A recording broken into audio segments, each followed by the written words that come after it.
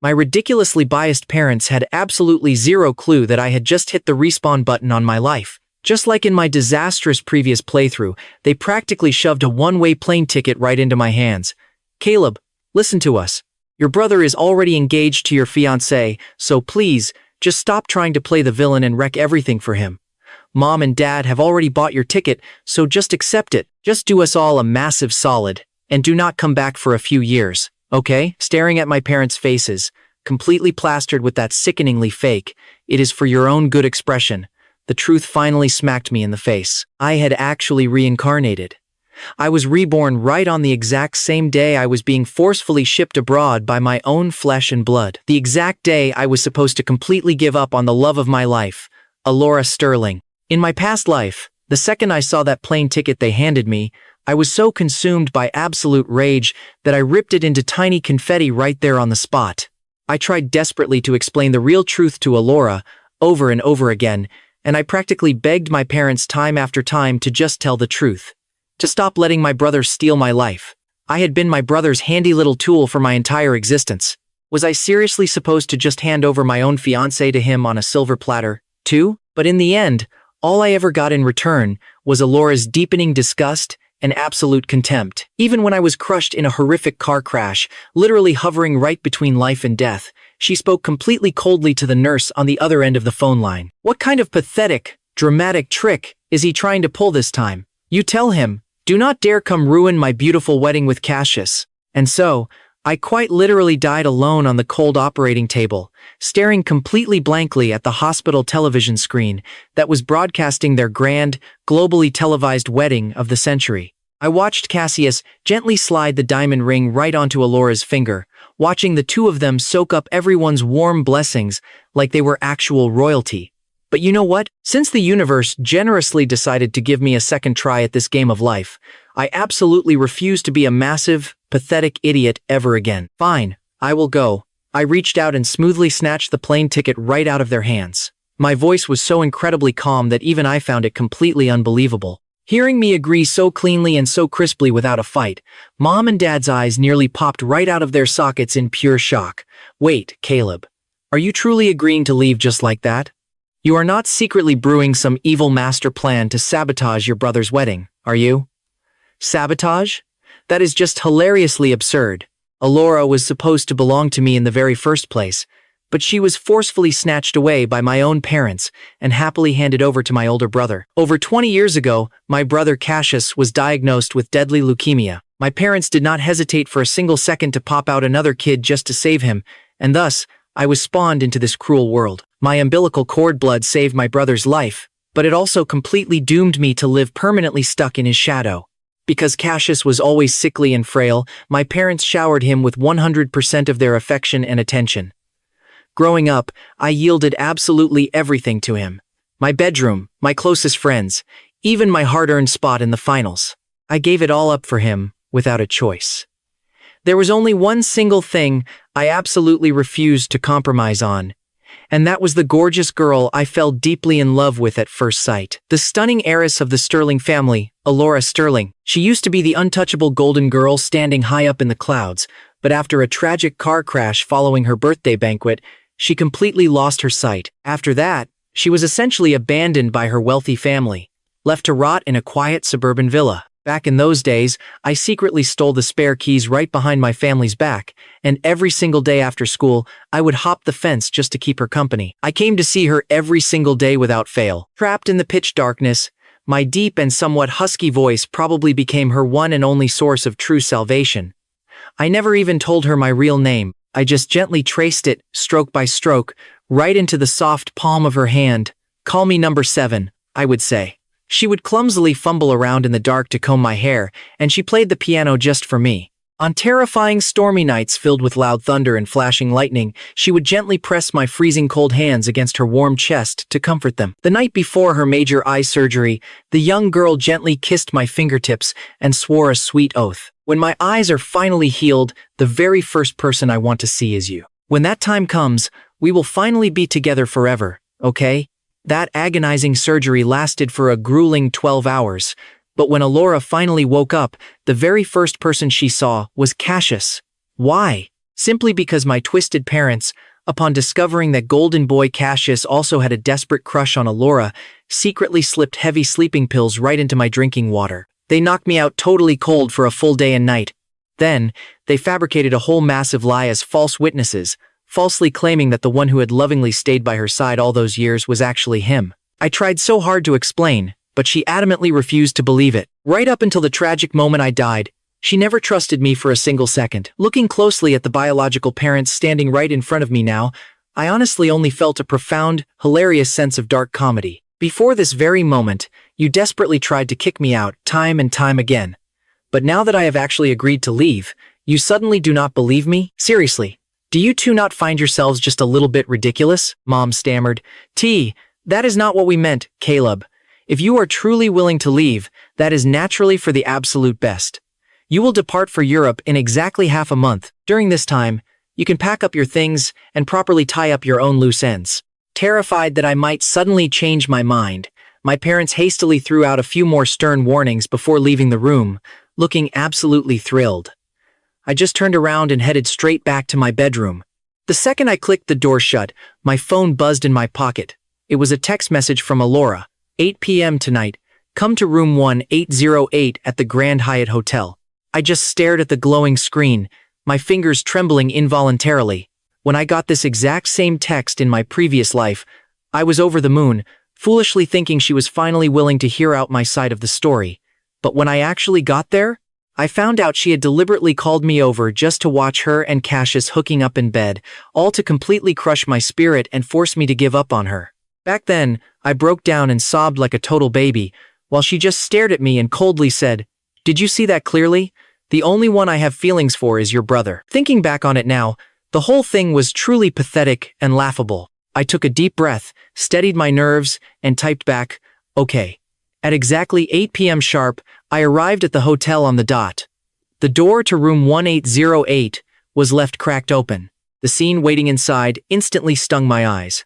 Elara was wrapped around Cassius, both of them completely naked. Used condoms were scattered across the floor like cursed confetti, and the entire room reeked with a nauseatingly heavy atmosphere of pure lust. Catching sight of me standing right outside the door, Elara couldn't help but let out a tiny, startled shriek. Cassius, on the other hand, couldn't care less. He just lowered his head, dropping a sloppy trail of kisses right along her collarbone.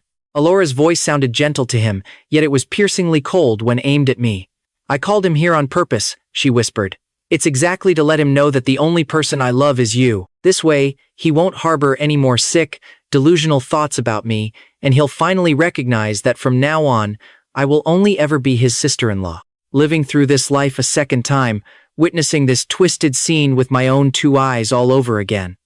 My heart still felt like it had been violently gutted with a jagged knife. It bled out, hurting so intensely that I could barely even breathe. But I fiercely reminded myself that I had to get used to this pain, because from this day forward, Elara Sterling could only ever be my older brother's wife, my sister-in-law. I honestly don't know how much time passed as I stood there. I finally unclenched my tightly balled fists. "Did you see that clearly?" Elara snapped. "The only one I like is your brother. Remember your place. I am your sister-in-law. Don't you dare do those shameless things ever again." At that exact moment, my face was completely wiped clean of any emotion, as dead and calm as a stagnant pool of water. "I saw it clearly," I replied, my voice perfectly flat. "And I understand." Elara froze up for a split second, looking completely blindsided by how incredibly calm I was acting. A heartbeat later, she snatched a fancy invitation card right off the bedside table, shoved it toward me, and said, "My wedding with Cassius is next month. I hope you can make it." Without hesitating, I reached out and took the card. "I will be there right on time," I said, "wishing you both 100 years of happiness." Elara just stared intently at my face, her eyebrows furrowing slightly in confusion.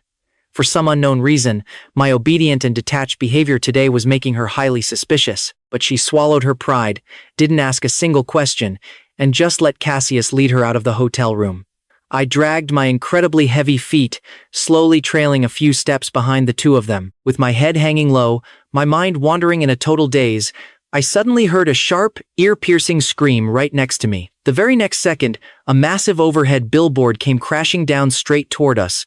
Instinct taking over, Elara immediately grabbed Cassius and violently yanked him backward, executing a flawless dodge to escape the disaster. She completely left me behind in my original spot, letting me get totally crushed by the metal until I was covered head to toe in my own blood. My entire body instantly collapsed onto the cold concrete.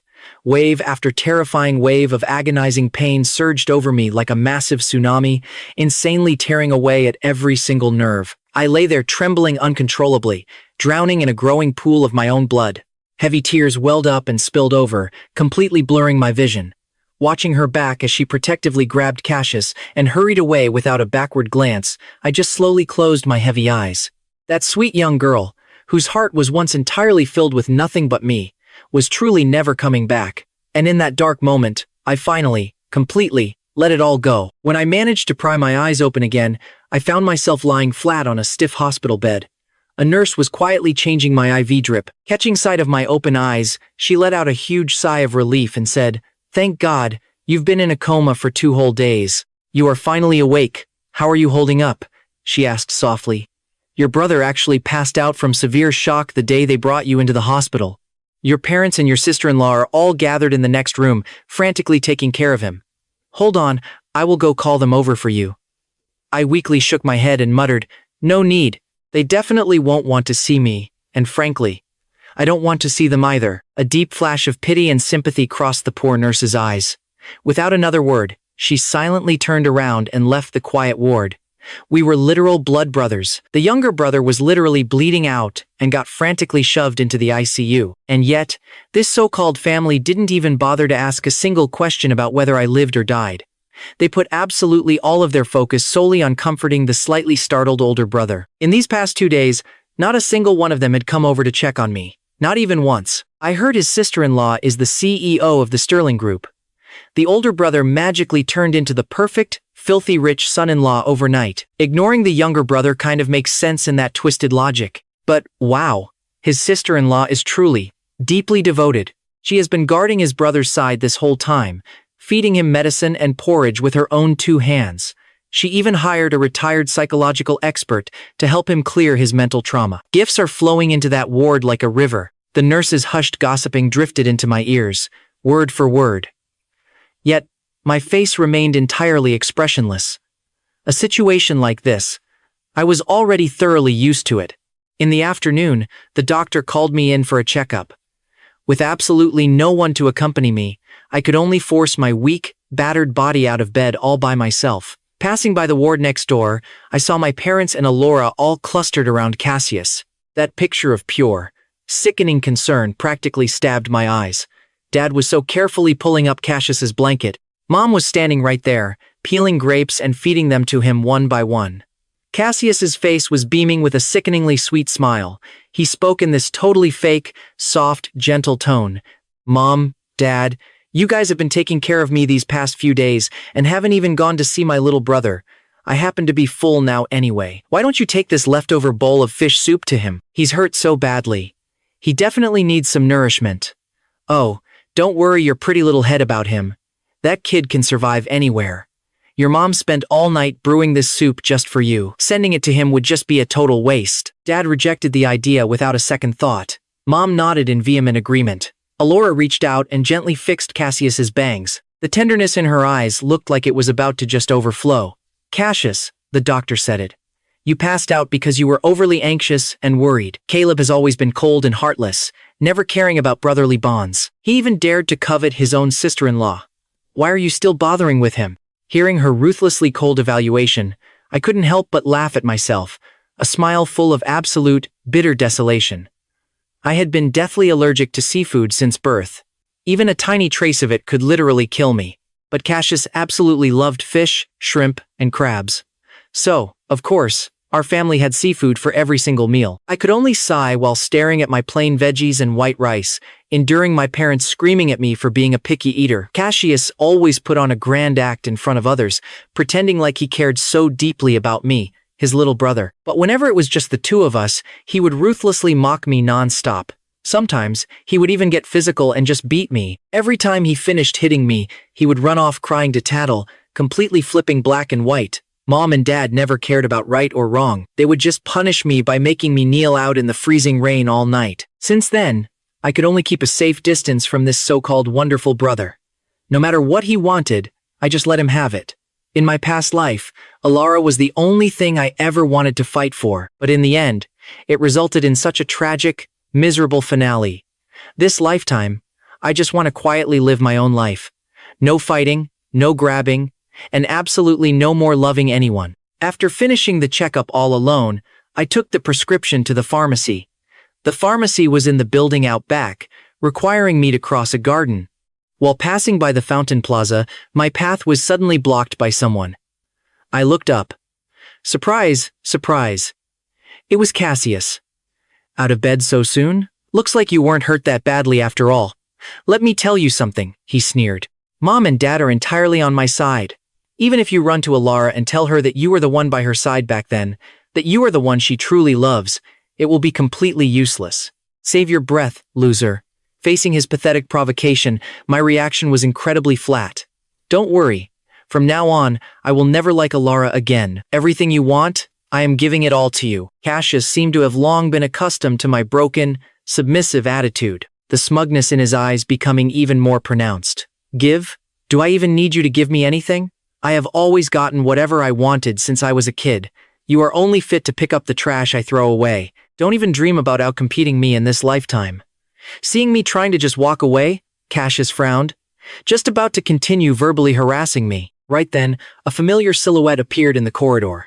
His eyes darted around, and suddenly, he grabbed my hand and forcefully dragged me straight into the fountain pool. Neither of us knew how to swim, so we could only thrash wildly in the water, screaming for help. My wounds violently tore open again from the struggle, fresh blood rapidly dyeing the pool a horrific red. Freezing water flooded into my nasal cavity, making me choke and cough violently. It hurt so much that I lost every single ounce of strength to struggle, my body sinking straight down into the depths. Just as I was about to suffocate, I saw Elara sprinting over and leaping into the water without a single second of hesitation. Cassius, with tear-reddened eyes, pulled her tightly into his arms, looked down at me still struggling in the water, and deliberately put on a panicked, Oscar-winning act. Caleb accidentally pushed me into the water. Elara, you know he is my only little brother. Please save him, okay? Hearing these words, and then looking at me drowning in the pool, Elara's face turned as icy as frost. Cassius, stop speaking up for him.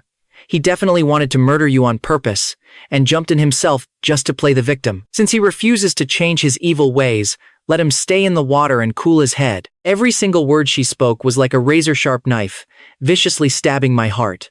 My face turned purple from the total lack of oxygen. My ears were buzzing loudly. All the strength in my body was completely drained. My consciousness grew blurrier and blurrier, the scene before my eyes slowly fading to black. I could only watch helplessly as Elara and Cassius walked away before completely passing out. I don't know how much time passed. I was finally woken up by a freezing gust of wind. Waking up shivering, I saw Mom and Dad standing right in front of me, their faces green with absolute fury. You have really lost your damn mind. You have got some serious nerve. How dare you push Cassius into the water? Are you trying to murder him so you can take his place and be with Elara? Let me tell you, as long as your father and I are still breathing, we will absolutely never let that happen. You can't compare to your brother in any way, shape, or form. You don't deserve Elara Sterling at all. I advise you to wake up to reality and stop harboring these delusional fantasies. Listening to their furious scolding, I only felt freezing cold all over. Despair slowly took over my eyes. All the agonizing pain that had been suppressed in my heart for years finally erupted entirely. I don't deserve her? Does he deserve her? If it weren't for you guys committing perjury and lying through your teeth, Elara wouldn't have even looked at him in this lifetime. You snatched away what rightfully belonged to me and just gave it to him. Don't you feel completely shameless? Seeing that I actually dared to talk back, Mom's face flushed beet red with rage, and she slapped me viciously across the face. You rebellious little brat! We are your biological parents. This miserable life of yours and everything you possess were given to you by us. If we want to take it back, we take it back. If we want to give it to your brother, we give it to your brother. What right do you have to complain? If you dare leak the truth again, watch how we... Before she could even finish, the ward door was suddenly shoved wide open. Elara walked in with a heavy, suspicious frown. Truth? What truth? Seeing her just barge in, Mom and Dad were suddenly startled completely out of their wits. Their speech instantly became frantic. We were just teaching this ungrateful son a lesson, trying to make him confess the truth about why he pushed Cassius into the water. But he stubbornly refuses to admit it. Your auntie and I are so mad we could just die. We don't even know how to punish him anymore. The two exchanged a quick, nervous look and very smoothly changed the subject. Elara didn't overthink it. Her gaze toward me was absolutely chilling to the bone. Since he still refuses to admit his fault, lock him in the morgue. Whenever he finally admits his mistake, that is when you let him out. Mom and Dad thought this was a brilliant idea, immediately calling the bodyguards to drag me away and lock me up. I clutched my red, stinging, swollen face, the depths of my eyes completely dead and silent. My heart was totally numb and hollow. I knew it all too well. Resisting would only bring about even more terrifying punishments. So, I showed zero intention of struggling, letting them drag me away like a worthless sack of potatoes. Once locked inside the morgue, that gloomy, horrifying chill instantly wrapped tightly around me. I hugged my shivering self, trembling as I tried to stop my teeth from violently chattering. In a daze, my thoughts drifted back to the old days in the Sterling family mansion. It was a stormy night, roaring with thunder and lightning. Elara and I had huddled together for warmth. Back then, I would take off my jacket and gently drape it over her shoulders, and she would hold my hands so tightly, lying obediently and safely in my arms. She would repeatedly say in the most gentle, soothing voice, "I am right here. Don't be afraid." Those sweet memories of the past, intertwining with this freezing, cruel reality, acted like a sharp awl, viciously piercing my every nerve. Time dragged on, minute by agonizing minute. Amidst the bitter cold and starvation, my consciousness gradually blurred and slowly faded away. Right at that moment, the door creaked open. Elara walked in, her face absolute ice. Her gaze was so sharp, it felt like it could pierce straight through my soul. "Locked up for a day and a night, do you realize your mistake now?" she demanded coldly. "I know my mistake. I was wrong. Completely and utterly," I replied. I curled my body up tight. My throat felt like it had been roasted over an open fire, hoarsely forcing out those pathetic few words. Seeing that smug, satisfied look finally emerge on her face, I staggered to my feet and slowly stumbled out the door. Deep down, I couldn't help but whisper a bitter truth to myself. My mistake was foolishly believing in her promise of a lifetime together. My biggest mistake was falling hopelessly in love with her. After finally being discharged from the hospital, I headed straight home and cleared out every single item related to Elara. Those pathetic diaries and love letters written in my naive youth, the photos of her I had secretly treasured, the gifts I had meticulously prepared, and the surprises I had plotted for ages. I once eagerly looked forward to being with her, dreaming of the day I could tell her all these stories of my secret crush, one by one. But now, between me and her, there will never, ever be any possibility again. These things no longer had any use whatsoever. I resolutely dumped every last bit of it into the trash can. As I turned around, I bumped right into Elara, who was dropping Cassius off at the house. She merely shot a cold, utterly indifferent glance down at the trash can. When her gaze finally landed on me, it still carried that same bone-piercing chill. Cassius noticed the trashed items too. He deliberately grabbed Elara's hand, wearing a disgustingly smug smile on his face as he spoke. "Elara, it looks like Caelum really learned to be a good boy this time. He definitely won't pester you anymore. He is my biological brother, after all, so please don't always treat him with such a cold shoulder." Elara just looked at me with a completely apathetic expression, her tone icy as ever. "Toward people I despise, I've always been this cold. I truly can't muster up a friendly face for him." I listened quietly, saying absolutely nothing. I just let out a soft sigh, silently swallowing down those unspeakable, suffocating emotions, and turned back to my empty room. The very next day was Cassius's grand birthday banquet. The hall was absolutely packed with high society guests. Everywhere you looked, people were whispering and gossiping. "The birthday party Miss Sterling threw for her fiancé is truly extravagant to the extreme," one muttered. "I heard all these exotic flowers were specially flown in from Europe just this morning." Another chimed in. "Later on, they're going to join the Sterling family. That is sheer luck from several past lives combined. The Vance family is totally riding his coattails to the top, too. It is just a pity that the family has a second son lusting after his future sister-in-law every single day. Absolutely shameless. Yeah, they are blood brothers. So, why on earth is Caelum so utterly inferior to Mr. Cassius in every single way?" Being a bit worse in looks and personality is one thing, but pestering Miss Sterling relentlessly? He is completely morally bankrupt. If I had such an embarrassing son, I would kick him out of the house immediately. Mr. and Mrs. Vance are way too kind-hearted. Listening to all this venomous idle gossip, my heart did not even ripple. It remained completely dead, just like a pool of stagnant water. Like a total invisible man, I sat quietly in the dark corner, not wanting to draw a single ounce of attention. Not too far away, my parents were carefully adjusting Cassius's suit one moment, then helping him block toasts from eager guests the next. With faces full of glowing smiles, they helped him light his grand birthday candles, singing happy birthday to him in perfect unison.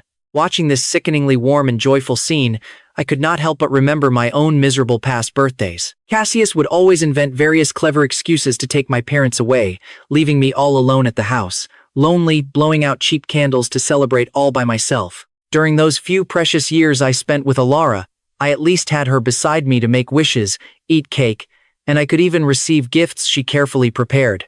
I once foolishly thought I would never be lonely again. But now, even that tiny, pathetic bit of warmth and care I briefly possessed was ruthlessly stripped away from me. But you know what? I will not linger on it anymore. Amidst the lively, festive atmosphere, Cassius closed his eyes and made a grand wish. Then, everyone practically tripped over themselves, rushing to present their lavish gifts. He opened them one by one with a face full of greedy smiles. From ridiculously expensive designer bags to all sorts of exquisite, gorgeous jewelry, the golden boy got it all. The arrogant smile on his face never stopped for a single second. The final two gifts were prepared by Mom, Dad, and Elara. The moment they were revealed, it instantly caused a massive, echoing uproar in the banquet hall. My wife and I have carefully considered this, Dad began. In the future, Cassius will inherit absolutely all the assets of the Vance family, Dad announced, his face bursting with obnoxious pride. Elara also spoke up, flashing a rare, stunning smile. The gift I am giving to Cassius is 50% of the Sterling Group's shares, as well as the Sterling family's sacred ancestral wedding rings. My grandmother always told me, any couple who wears this pair of rings will definitely support each other through thick and thin and grow old together. Cassius, you are the absolute only person I want to marry in this life. Thank you for being willing to marry me. Under the bright spotlight of everyone's envious attention, Cassius personally slipped the ring onto Elara's finger. Then, he deeply pulled her into his embrace and kissed her gently. In an instant, the entire hall erupted into cheers. But then, Cassius turned to me. Caelum, where is your gift? When are you planning to give it to me? For a tense moment, everyone's judging eyes swiveled in perfect unison to land right on me. My footsteps paused. I silently took out the modest gift I had prepared long ago and slowly handed it over. Cassius snatched it with a beaming, mock-innocent smile and tore it open. Just as he was about to drop some cutting, sarcastic remarks, Elara, standing right next to him, suddenly fixed her intense gaze on it. Wait, no, she stared intensely at my raised hand. Why? Why do you have that watch? Her voice dripped with sheer, unadulterated disbelief. Hearing her shaky voice, I lifted my head, meeting her completely stunned gaze. I instinctively touched the worn watch on my wrist. During the dark time when Elara was completely blind, even though I knew she could not see a thing, I dressed up meticulously every single time I visited her. Back then, I often wore this exact same watch. Every time she lovingly held my hand, she would feel it, and she would always playfully ask what kind of gems were set in it. Seeing me stay dead silent, Elara suddenly grabbed my wrist fiercely. Her tone was frantic and urgent as she demanded, "Speak! Why is this watch with you? Who exactly are you?" I never, ever expected that Elara would not recognize the real me, but could instantly recognize this old watch. My heart was a painful, twisted mess of mixed feelings. Just as I opened my mouth to finally explain the truth, I was brutally interrupted by Cassius. Caelum, without my permission, why did you take my watch without asking? After barking that lie, he aggressively marched right over, reaching out to violently snatch the watch away. He used so much brute force that his nails scratched several deep, bleeding marks straight into the back of my hand. I let out a muffled groan of pain, trying hard to pull my hand back, but the snake took advantage of the momentum to dramatically throw himself backward. Seeing him fall, Elara's face instantly changed drastically. She instinctively reached out to catch Cassius, and the furious look she shot me was terrifyingly dark. So, that is how it is, and here I thought. So, you stole Cassius's watch, and after getting exposed, you actually lashed out and attacked Cassius out of sheer humiliation. Caelum Vance, you are truly disgusting. Watching her so easily buy into Cassius's complete crap, without even giving me a single chance to explain myself, I just felt ice-cold chills run down my entire body. I slowly raised the trembling hand that was currently dripping fresh blood. My voice was filled with completely undisguisable despair and agony. Since you clearly have an impression of this watch, haven't you noticed that after you regained your sight, you have never seen Cassius wear this watch even once? It is because he did not even know this watch existed in the first place.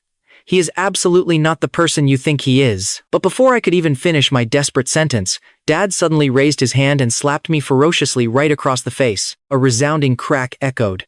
My vision instantly went black, and my body uncontrollably crashed backward, straight toward the massive crystal champagne tower. Crash!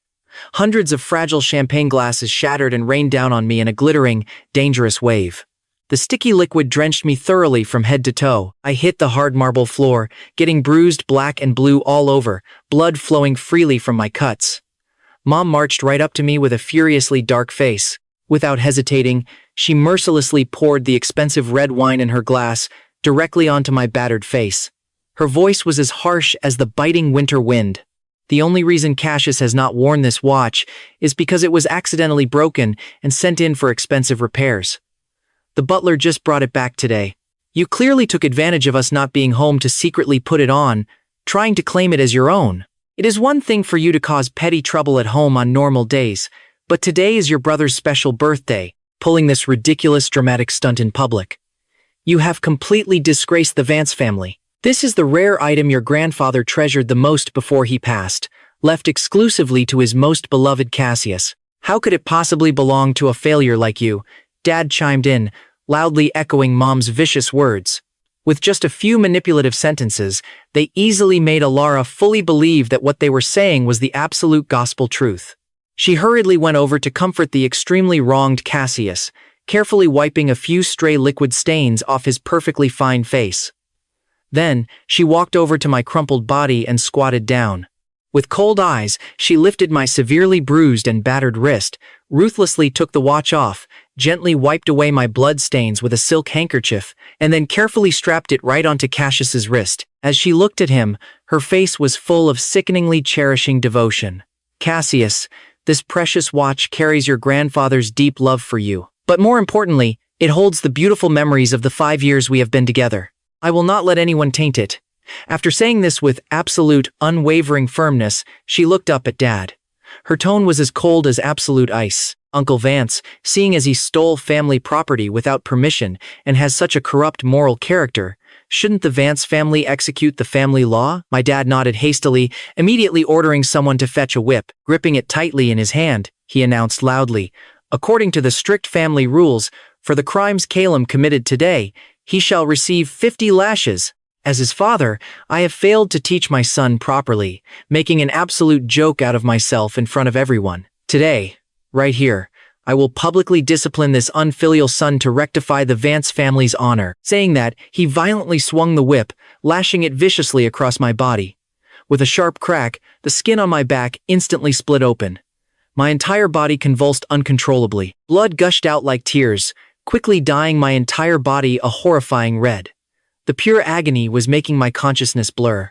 A few broken, agonizing groans squeezed out of my throat. I didn't steal anything. This watch originally belonged to me. It was given to me by my grandpa. But looking at my miserable state, thrashing in a pool of my own blood, Elara showed not a single ounce of pity. Instead, she just let Cassius cover her eyes and lead her away. Watching their figures retreat further and further into the distance, I slowly closed my tear-filled and bloodshot eyes. I bit down hard on my blood-smeared lips, enduring the excruciating pain, and stopped making another sound. After the brutal punishment finally ended, my mom and dad didn't even spare me a single glance, striding straight out and leaving me behind. The guests and waiters in the hall just laughed and left one after another. Not a single person paid any attention to me. I lay on the freezing floor, completely covered in cuts and bruises.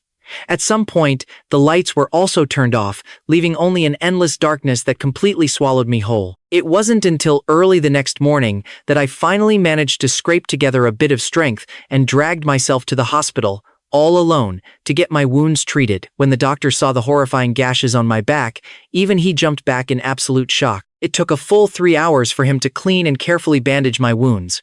During that agonizing process, I even broke several of my fingernails from gripping the bedsheet before finally making it through that torture. I rested in the hospital for 2 days, and the scabs slowly started to form. During this time, Cassius would send me tons of provocative messages every single day. Mom and Dad already agreed to remodel your room into a nursery. When Elara and I have a baby, they'll live in there. When are you going to move all your garbage out? I went wedding dress shopping with Elara today.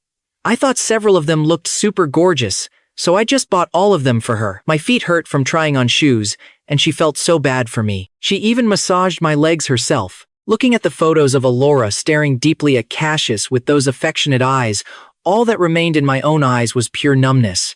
I didn't reply to a single message. Once my wounds had mostly healed, I went back home and started packing my luggage. Except for my essential ID documents and a few basic items, I didn't keep a single thing else, just throwing everything away. When the butler saw this, he walked over trembling to remind me, "Second young master, the eldest young master's intention is for you to move into the basement. Although the lighting down there isn't great, it's very spacious. You really don't need to throw all your things away." I looked around the empty room and said with a completely flat voice, "No need. I won't be using these things anymore. Just throw them all away.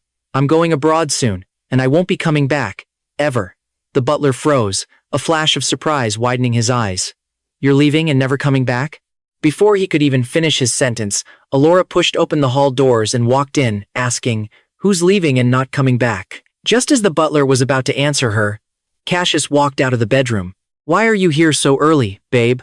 I haven't even finished getting ready yet." Elara ignored the two of us completely, walking straight up to Cassius, gently tapping his nose and saying affectionately, "It's totally fine. Take your time getting ready. I can wait for you.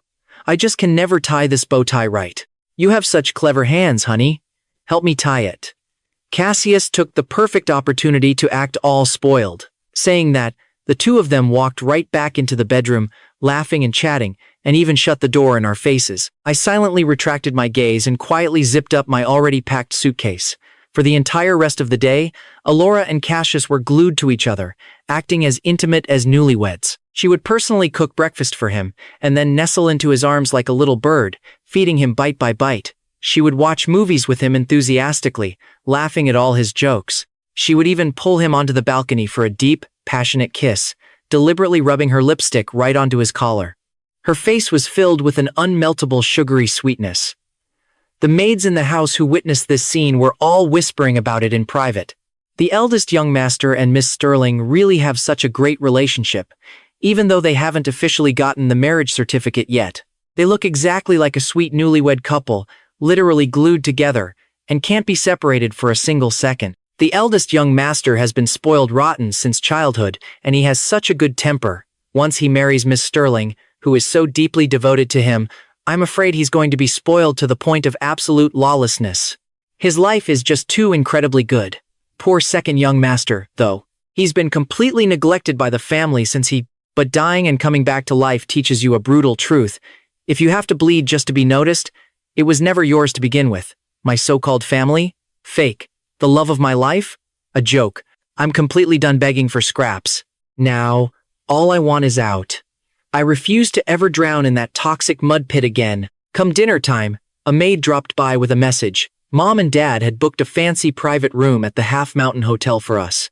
I was just about to pull a random excuse out of thin air to bail, but before I could even open my mouth, Cassius physically shoved me into the back of the car. And of course, the whole ride there, Elara hung onto every single word that jerk said, practically swooning with affection. The two of them flirted nonstop, acting like they were the only two people on the damn planet. "Elara," Cassius cooed, "after we tie the knot, how about Europe for our honeymoon? We can chase the northern lights and catch some world-class shows. I'll take 1,000,000 gorgeous photos of you. I'm going to make your phone, your laptop, and your tablet wallpapers, all our selfies a different one for every single screen." Cassius beamed, looking totally love-struck. It's a date! Elara giggled softly. I'll even hire some pros to teach me photography so I can capture all our happiest moments. We'll print them out and hang them all over the office. That way, whenever I miss you, I just have to look up, Elara whispered, her eyes practically sparkling with excitement. You better keep that promise, Cassius teased. When we have a baby someday, we can flip through the albums together and look back on it all. If it's a boy, he'll definitely be tall and handsome, just like me. If it's a girl, well, she better look just like you. They giggled back and forth, completely and utterly forgetting I was even sitting right there in the car. I just stayed dead silent, staring out the window at the blurry scenery. My mind drifted back to the day Elara finally got her eyesight back. Since my parents had conveniently knocked me out with sleeping pills, I had the most beautiful dream that day. I dreamed I was the very first person she saw when she opened her eyes. From that moment on, she only had eyes for me. Her entire heart was mine. In that dream, she never left my side. She'd surprise me, take me on cute dates, and we'd explore this massive, beautiful world together. I imagined dropping to one knee, giving her my absolute devotion, and begging her to spend forever with me. Then, I'd hold her hand tight as we walked down the aisle. I pictured a future where I was holding her and our beautiful kid, posing for warm, perfect family photos. In that dream, I finally had what I always craved. Someone who truly loved me, and a warm, cozy little family to call my own. But a dream is just a dream, right? I woke up, and all those sweet fantasies popped like soap bubbles. I used to fight tooth and nail for her love, but look where it got me. It just ended in a pathetic, agonizing death. While I was lost in my own miserable head, an ear-piercing screech of tires exploded like a thunderclap, violently yanking me back to reality. I snapped my head up just in time to see a sports car barreling straight toward us, its brakes completely shot. Smash! With a deafening crunch of metal, our car was slammed brutally into a concrete bridge pillar. The pure force of the crash made my bones feel like they'd turned to dust. Blood instantly started pouring from my forehead, my arms, my legs. A tidal wave of agonizing pain swallowed me whole. I literally felt like I was being ripped apart alive.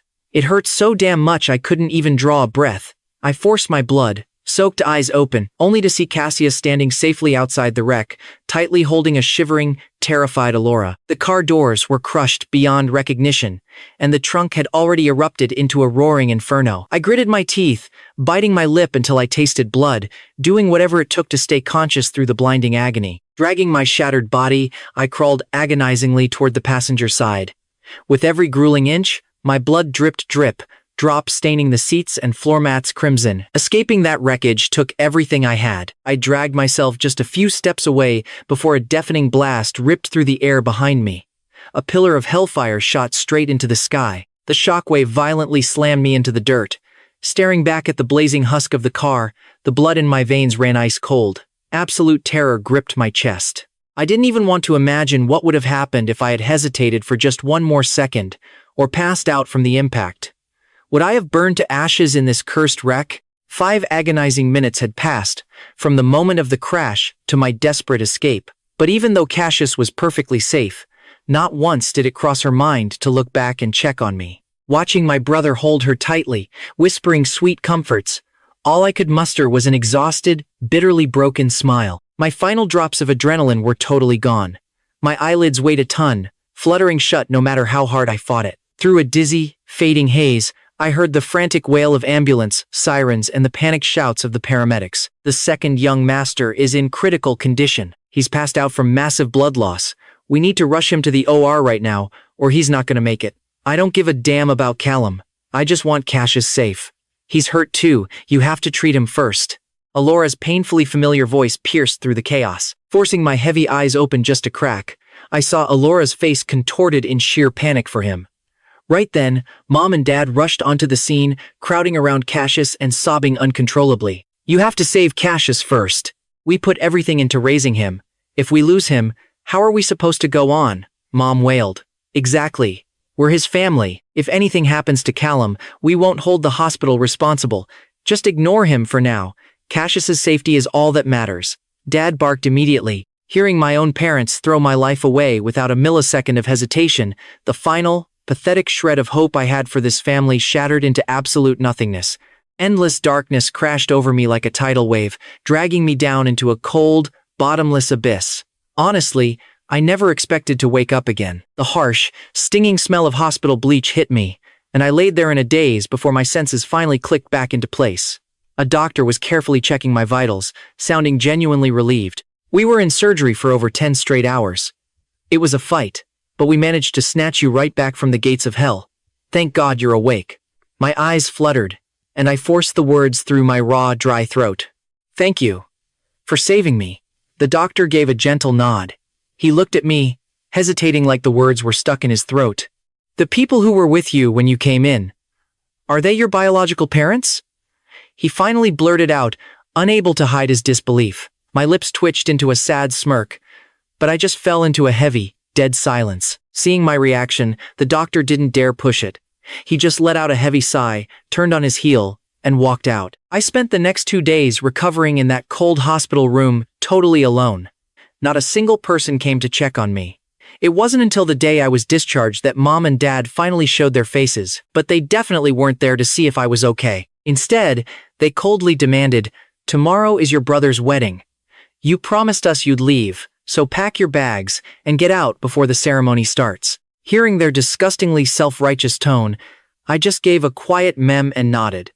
Seeing me acting so obedient, their icy glares actually softened a fraction. "Just step aside for your brother's happiness. Once they're settled down and have a kid, we'll bring you back for a nice family reunion. We've already wired some cash to your account.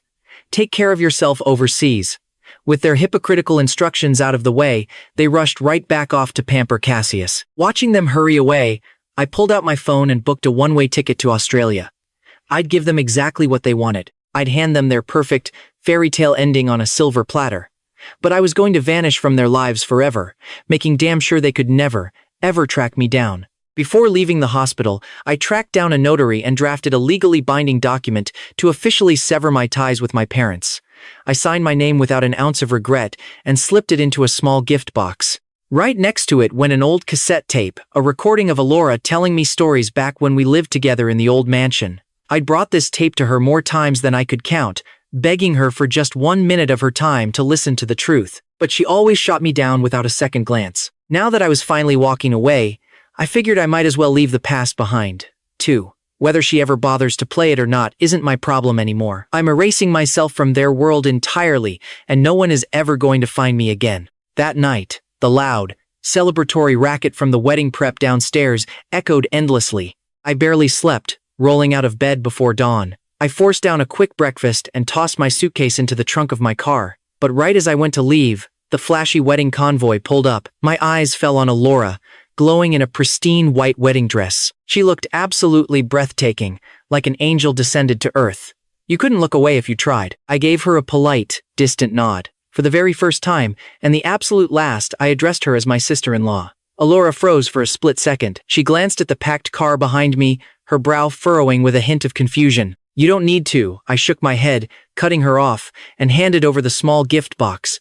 "I'm skipping the wedding," I said, my voice dead calm, "and I promise I will never disturb your happy lives ever again. Congratulations. Goodbye." With that, I turned on my heel, slid into the driver's seat, and slammed the door shut. As the engine roared to life, Elara stood there, her heart suddenly racing for reasons she couldn't explain. She opened her mouth, almost instinctively wanting to ask where the hell I was going. But before the words could leave her lips, Cassius, looking like $1,000,000 in his tailored suit, shouted her name. "Elara, you look stunning."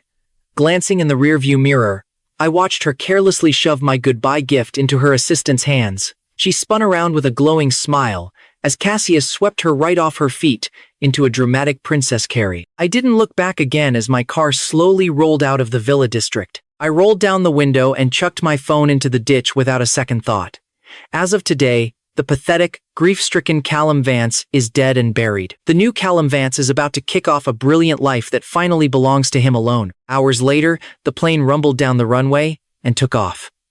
Sitting by the window, I zoned out, watching the city I once called home shrink into tiny specks below. You'd think I'd be sad, but my heart didn't feel a single drop of nostalgia.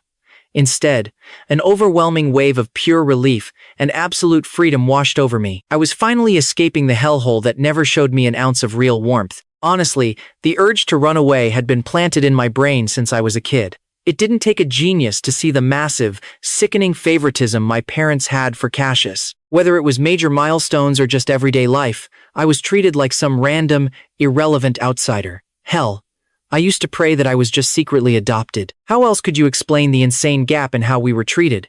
But reality is cruel. I really was their flesh and blood, undeniably Cassius's biological little brother. And honestly, that fact hit like a freight train. It made the pain 10 times worse. I thought about it until my head spun, but the only answer that made any sense was incredibly simple. They just never loved me. Not even a little bit. Because they didn't love me, treating me like trash came easy to them. My entire existence in this world was nothing but a biological spare part born purely so they could harvest my umbilical cord blood to save Cassius. Sometimes, staring at the ceiling at night, I'd wonder, if my golden boy brother hadn't gotten sick, would they have even bothered bringing me into this world at all? I genuinely thought Elara was going to be my salvation. For years, she was the only one who treated me like a human being.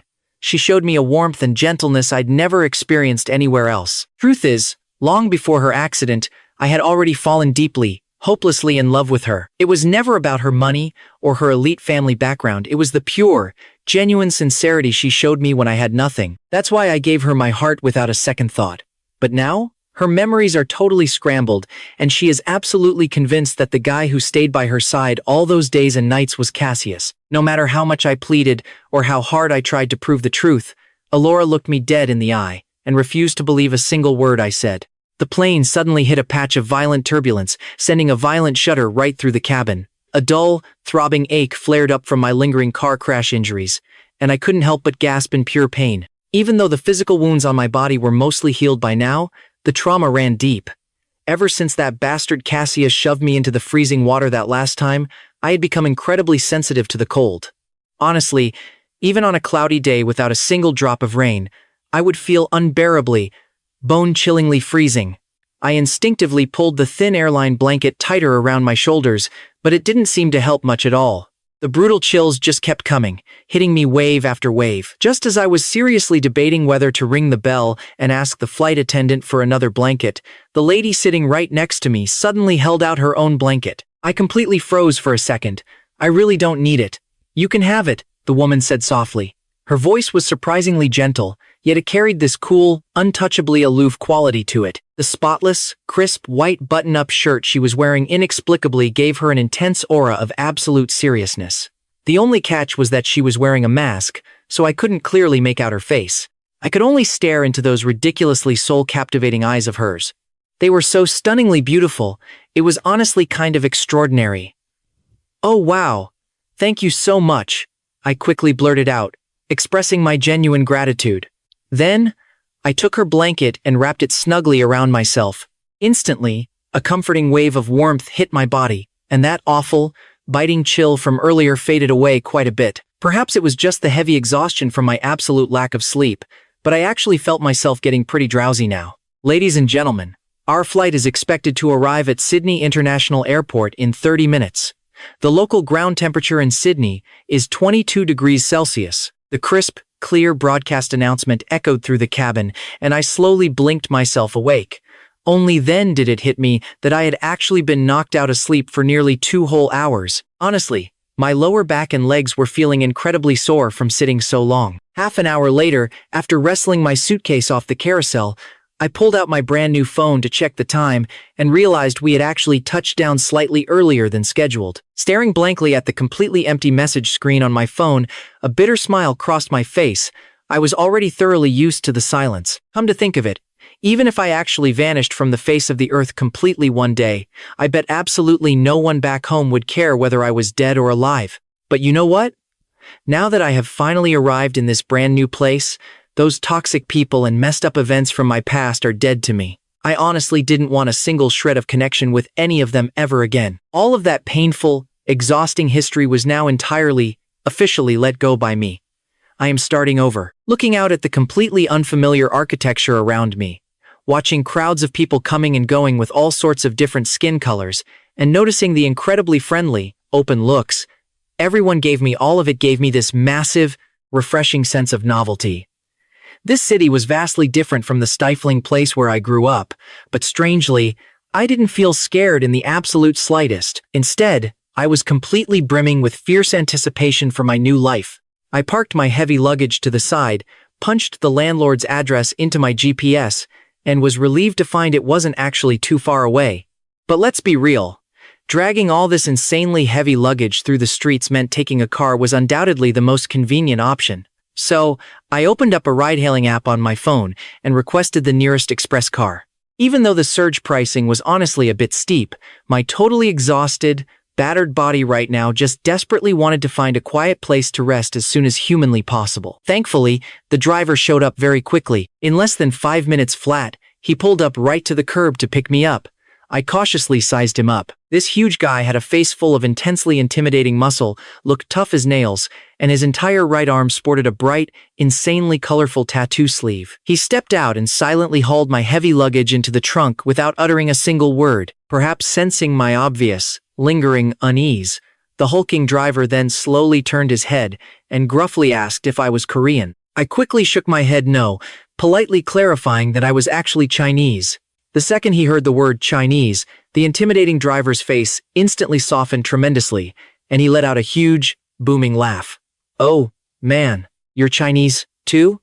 Well, ain't we basically from the exact same hometown? Where in China are you from, kid?" "I'm from up in the Northeast." Honestly, I don't know if it was just because he had been living abroad for way too long, but his thick accent had this really weird, funny twang to it. But you know what? That definitely didn't stop my tense mood from instantly relaxing completely. After all, running into a fellow countryman all alone in a massive foreign land was literally like bumping into a long-lost old friend. "I'm from Shanghai," I replied with a genuine, warm smile. And just like that, once the conversation box was finally opened, we casually chatted back and forth for the entire ride. From our deep talk, I learned that he actually moved all the way out to Australia just for his girlfriend. Back home, he was a boss who owned his very own tattoo parlor. Unfortunately, the local taxes here were just way too high, and opening up a brand new shop was a massively hefty expense. So, he just started driving for this ride-hailing app first, grinding it out. He planned to save up enough cash to eventually reopen his dream shop here. While we were stuck waiting at a long red light, he even specially flipped open a little secret compartment in his worn-out wallet just to show me something.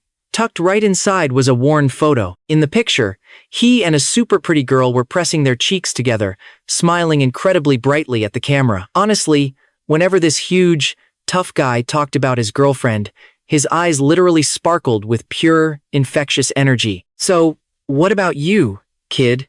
Why on earth did you come all the way to Australia? People from Shanghai usually have pretty solid, comfortable financial setups back home, right?" he asked me, totally out of the blue. Mentioning my real, underlying reason for coming to Australia, I completely paused for a tense moment. I couldn't exactly just blurt out to a stranger that I was desperately escaping my abusive, highly toxic family, right? That dark truth was just way too hard to say out loud. After nervously thinking for a split second, I smoothly answered, "Just for work, honestly. I got a really great, once-in-a-lifetime job opportunity." "Yeah, that totally makes sense. If the professional opportunities out here are better, aggressively developing your career here is definitely a really solid choice," the driver sighed with deep emotion, completely validating my made-up excuse. I just nodded quietly in agreement and didn't say a single thing more about my past. Along the rest of the way, the big guy seemingly activated his ultimate chatterbox mode, enthusiastically introducing me to all the local customs and culture, and highly recommending a whole bunch of hidden gem specialty restaurants. I seriously memorized every single one of his food tips. After finally pulling up to my new apartment, on top of the standard online app payment, I also pulled out some newly exchanged cash to hand the driver as a generous tip. "Hey, absolutely no need for that, kid. We're both Chinese. Don't treat me like some random stranger," he insisted warmly. After helping me drop off all my heavy luggage, the driver gave a cool wave and stylishly sped away down the street. A genuine wave of comforting warmth welled up right in my chest. Following the exact address on my phone, I slowly walked into my new apartment building. A strict-looking, blonde-haired landlady had clearly already been waiting for a little while. She briskly handed me the shiny new keys, briefly rattled off a few strict house rules, and then immediately turned and left. I didn't even have a single second to ask her a few extra questions before she was already marching far, far away. While walking into the dim hallway right near the corner, I swore I saw a strangely familiar silhouette slip by. But before I could even blink and get a good, solid look, the mysterious person completely vanished into thin air. I just shook my head, convinced it was probably just because I hadn't slept well on the flight and was literally hallucinating from the exhaustion. Honestly, although the rental room wasn't massively large, it had absolutely everything I needed to survive. The cozy bedroom even featured a really cute, tiny little balcony. Gorgeous, bright sunlight poured right in through the large balcony window, baking the entire room nice and toasty warm. It was honestly so incredibly cozy, but what completely satisfied me the most was that the place actually came with a fully equipped small kitchen. Let's be real, I really couldn't muster up any sort of appetite for typical, bland white people food, especially those heavy dishes totally smothered in greasy cheese. I exceptionally, truly despised them. Previously, back in my absolute hellhole of a home, because my so-called mom and dad couldn't care less about me, I was basically forced to cook for myself all the time. Now that my very own safe space had a kitchen, it was absolutely perfect for cooking my own comforting meals.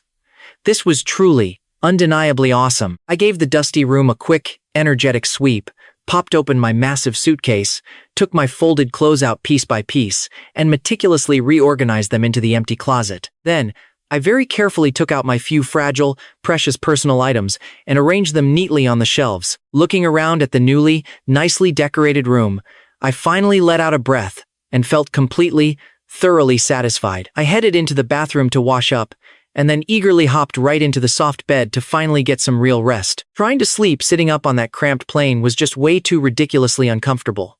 When I finally blinked my heavy eyes open again, it was already 2 o'clock in the afternoon. Staring blankly up at the ceiling of this brand new room, I was honestly still a bit unaccustomed to the vibe.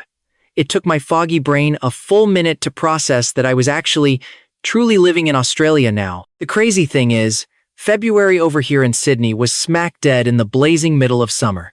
I casually grabbed a cool, breathable t-shirt to change into and confidently headed right out the door. Unlike back in my old life, where I always had to nervously dress up meticulously just to avoid getting judged before going out, now I just wanted to freely, fully enjoy the brilliant sunshine outside. I excitedly planned to find a nice local restaurant to grab a quick bite first, and then hit the store to buy some fresh groceries to take home.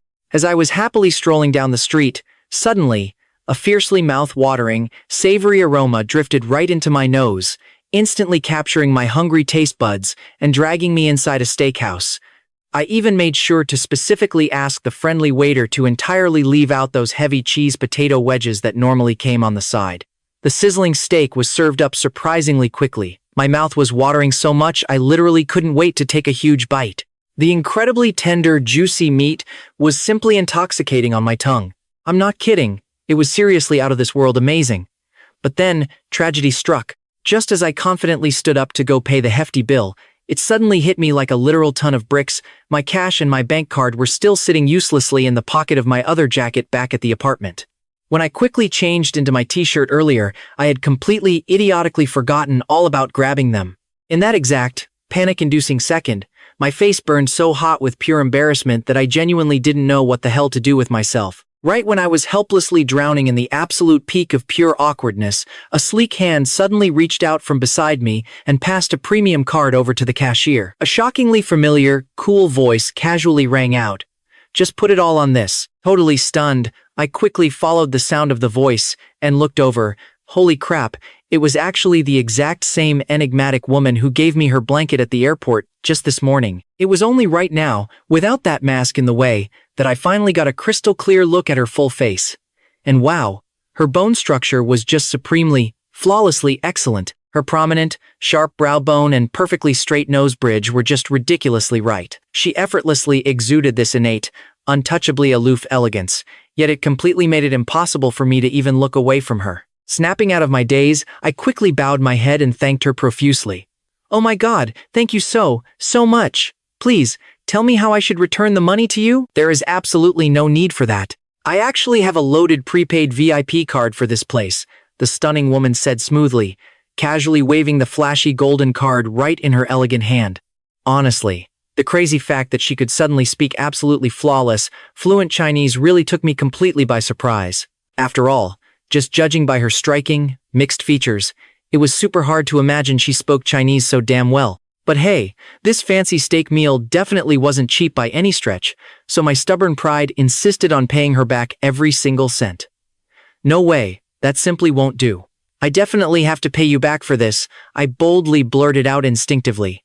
The beautiful woman turned slightly toward me, suddenly blinked her striking eyes playfully, and teased, "Well then, next time, you can just treat me to some ice cream." The sweet little shop right downstairs from our apartment building. I stood completely frozen in place, my jaw practically hitting the floor. Only then did my slow brain suddenly realize that the mysterious silhouette I saw slipping through the stairwell earlier was definitely her all along. So my tired eyes weren't actually playing stupid tricks on me after all. "Okay, it's a deal. Then next time, I'll definitely be the one buying you ice cream," I quickly and enthusiastically agreed. Watching her walk away, it hit me I hadn't even had the chance to ask for her name. A wave of deep, inexplicable frustration washed over me. I mean, I owed this total stranger a massive favor out of nowhere, and now she was just gone. Back at my empty apartment, I grabbed whatever cash I had left, headed downstairs to buy some groceries, and meticulously lined them up in my fridge. Staring at that fully stuffed fridge finally gave me a weird, indescribable sense of security. But then, my phone buzzed. I opened it to find a batch of photos forwarded by Cassius. In them, Elara was absolutely stunning in a white mermaid-style wedding gown, flashing a sickeningly sweet smile right at the camera. Right behind her stood Cassius, staring at her with this obnoxious look of pure adoration. The two of them were practically glowing with that nauseating newlywed energy. I swiped to the next pictures, a blindingly huge diamond ring, and a picture-perfect family portrait of the happy couple posing with mom and dad. My grip on my phone involuntarily tightened until my knuckles went white. Cassius's goal with this little stunt couldn't possibly be more obvious to me. He just wanted to rub it in my face that Elara's heart and her eyes were now completely fixed on him. Below the pictures was a string of arrogant messages. "This is the wedding dress I finally picked out for Elara. What do you think? Isn't it absolutely stunning?" When we were out shopping earlier, she actually liked a different one at first, but I told her this one showed off her waist way better. So, I just went ahead and bought both of them. Same deal with the diamond ring. She said it didn't need to be huge since she wouldn't wear it that often, but I insisted on spoiling her. I originally wanted to invite you to the wedding, but Elara flat out refused. She said she didn't want to see your face on her happiest day. Plus, mom and dad both agreed that your presence would bring bad luck. So, everyone unanimously voted to keep you out. Look, we're officially getting married now, so it's about time you completely let this go. I honestly don't care what kind of history you two had in the past, but from now on, you better get this through your thick skull. I am the only man who gets to stand by her side, and Elara Sterling will only ever be your sister-in-law. Reading that absolute garbage, I could vividly picture Cassius spitting those words with his trademark smug, arrogant smirk. I didn't even bother replying. I just silently closed the app. Still, my traitorous mind couldn't help but drift back to the past. I remembered how incredibly gently Elara used to trace my facial features with her fingertips. She used to whisper that my eyes must be absolutely beautiful. Back then, I jokingly asked her, "What if you get your eyesight back and find out I'm actually hideous?"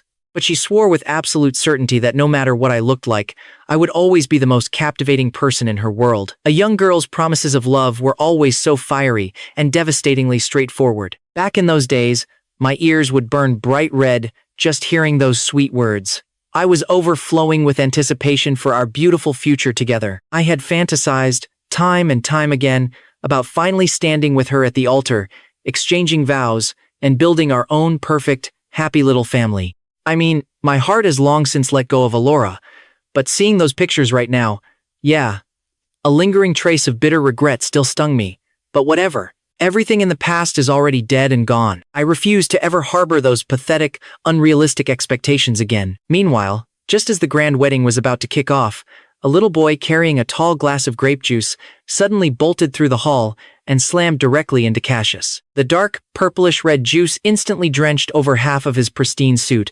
Cassius totally lost it, screaming, "My suit! Whose annoying brat is this? Who the hell let him in? Get him out of here right now!" Hearing the sudden uproar, Elara hurried over, but the second she saw the raw, ugly impatience and anger burning on Cassius's face, her footsteps stopped dead in their tracks.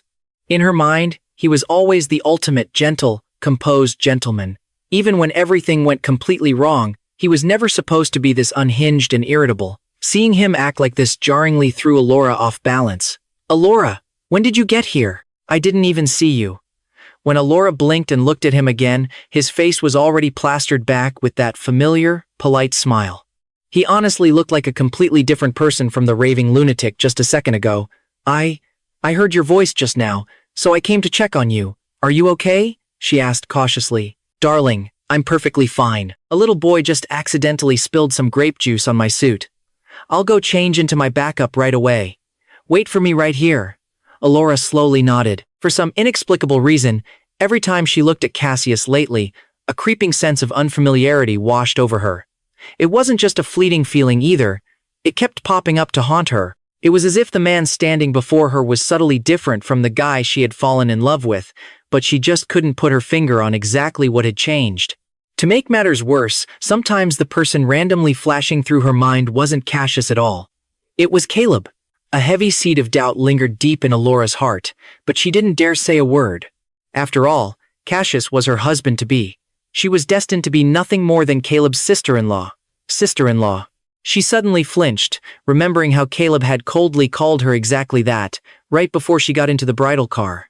Back then, he looked deathly pale as he handed over his carefully prepared wedding gift and walked away without looking back. She hadn't even had the instinctive reaction to call out his name. Suddenly remembering that mysterious little box, Elara desperately needed to know what was inside. She took the elevator straight down to the parking garage and practically tore the bridal car apart searching for it, before finally summoning her assistant. "Where is that box I handed you this morning?" she demanded. Are you talking about the box Mr. Vance's brother dropped off?" Startled by her sudden intensity, the assistant's voice wavered with hesitation. Elara frowned heavily, her patience wearing incredibly thin. "What exactly happened to it? Can you seriously not keep track of a single simple thing I give you?" "Well, it was Mr. Vance. He said the gift was probably just worthless trash anyway, and ordered me to find a garbage can and throw it away." "He said what?" Elara snapped, her fury flaring hot. "Do you remember which one you threw it in? Go, dig it out, and bring it back to me this exact second." "Yes, ma'am, I'll go right now." The assistant squeaked, instantly scurrying off. Staring after her, an icy, inexplicable wave of dread settled into Elara's chest. 10 minutes later, the assistant came sprinting back, tightly hugging the rescued box. But just as she went to hand it to Elara, Cassius suddenly appeared out of nowhere. Reading the incredibly tense room, the assistant clutched the box and quickly slipped away. "Elara, why on earth did you run all the way down here? I couldn't find you anywhere after I left the changing room. Anyway, look at the new suit I just changed into. Pretty sharp, right? Does it look good?" But Elara's eyes darkened noticeably. She distinctly remembered him, stating, on multiple occasions, that he absolutely despised the color purple. So why in the world would he purposely pick out a purple suit for his own wedding day? The suffocating doubts in her chest kept piling higher and higher, tangling her thoughts into a total mess. "It looks very nice. The color really suits you." Elara forced a smile, but it didn't even come close to reaching her eyes. Completely lost in his own narcissistic little world, Cassius didn't notice a single thing wrong with her. As he admired his reflection, the melodious wedding piano began to play. The MC stepped confidently onto the stage, launching into his classic romantic opening speech. When the bride and groom were finally introduced, Cassius looked like a man living out a dream, but Elara's eyes were disturbingly cold and calm. Cassius gripped her hand tightly as they began their slow walk up onto the stage, but in a dizzying daze, she realized the only face glowing in her mind was Caleb's. She suddenly froze dead in her tracks. For what felt like an eternity, she couldn't bring herself to take a single step forward. "Elara? What the hell is wrong with you? Elara?" Standing right beside her, Cassius aggressively hissed her name over and over, but she was completely unresponsive. He was visibly annoyed and furious, especially as the seated guests started whispering and gossiping out loud, while the poor MC desperately tried to smooth things over. Panicking, Cassius finally gave her arm a sharp, irritated nudge. That physical jolt finally snapped her back to reality. Seeing the extreme awkwardness, the MC quickly joked that the lovely bride must be completely exhausted from all the wedding prep, begging the crowd for some warm understanding. After the two of them went through the motions and stiffly exchanged their wedding rings, it was finally time for the ceremonial toasts.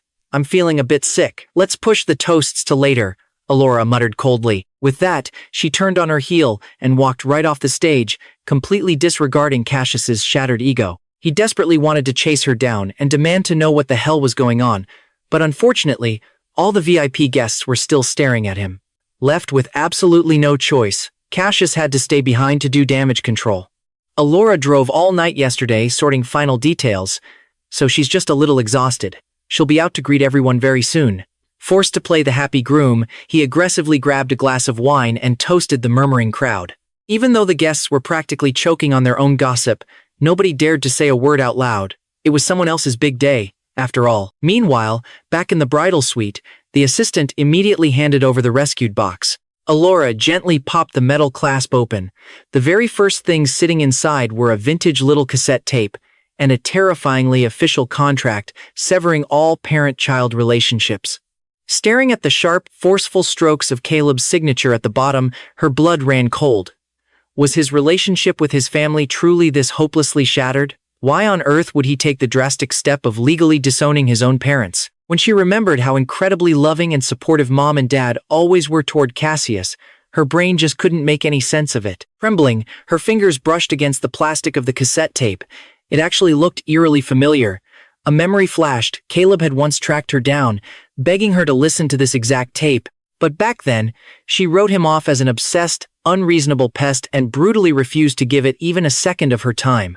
But now that he had left it as his final parting gift, an overwhelming, desperate urge to hear it completely consumed her. She frantically found a computer with a tape drive and slammed the cassette in. After a long moment of crackling, ghostly static, a woman's quiet voice began to unravel a devastating story. That clear, melodic voice hit her like a ton of bricks. The guy telling the story on that tape? It was him. This was the exact same story Elara had told Cassius back when she was blind. So, why did Caleb have it? Could it be? The one who stayed by her side in the dark was never Cassius, but Caleb all along? Or did that jerk steal Cassius's stuff again? Elara frantically whipped out her phone, dialing Caleb's number over and over to demand the truth. But no matter how many times she tried, it just wouldn't go through. Gripping the tape, she stormed off to find Cassius. It was time for a serious interrogation.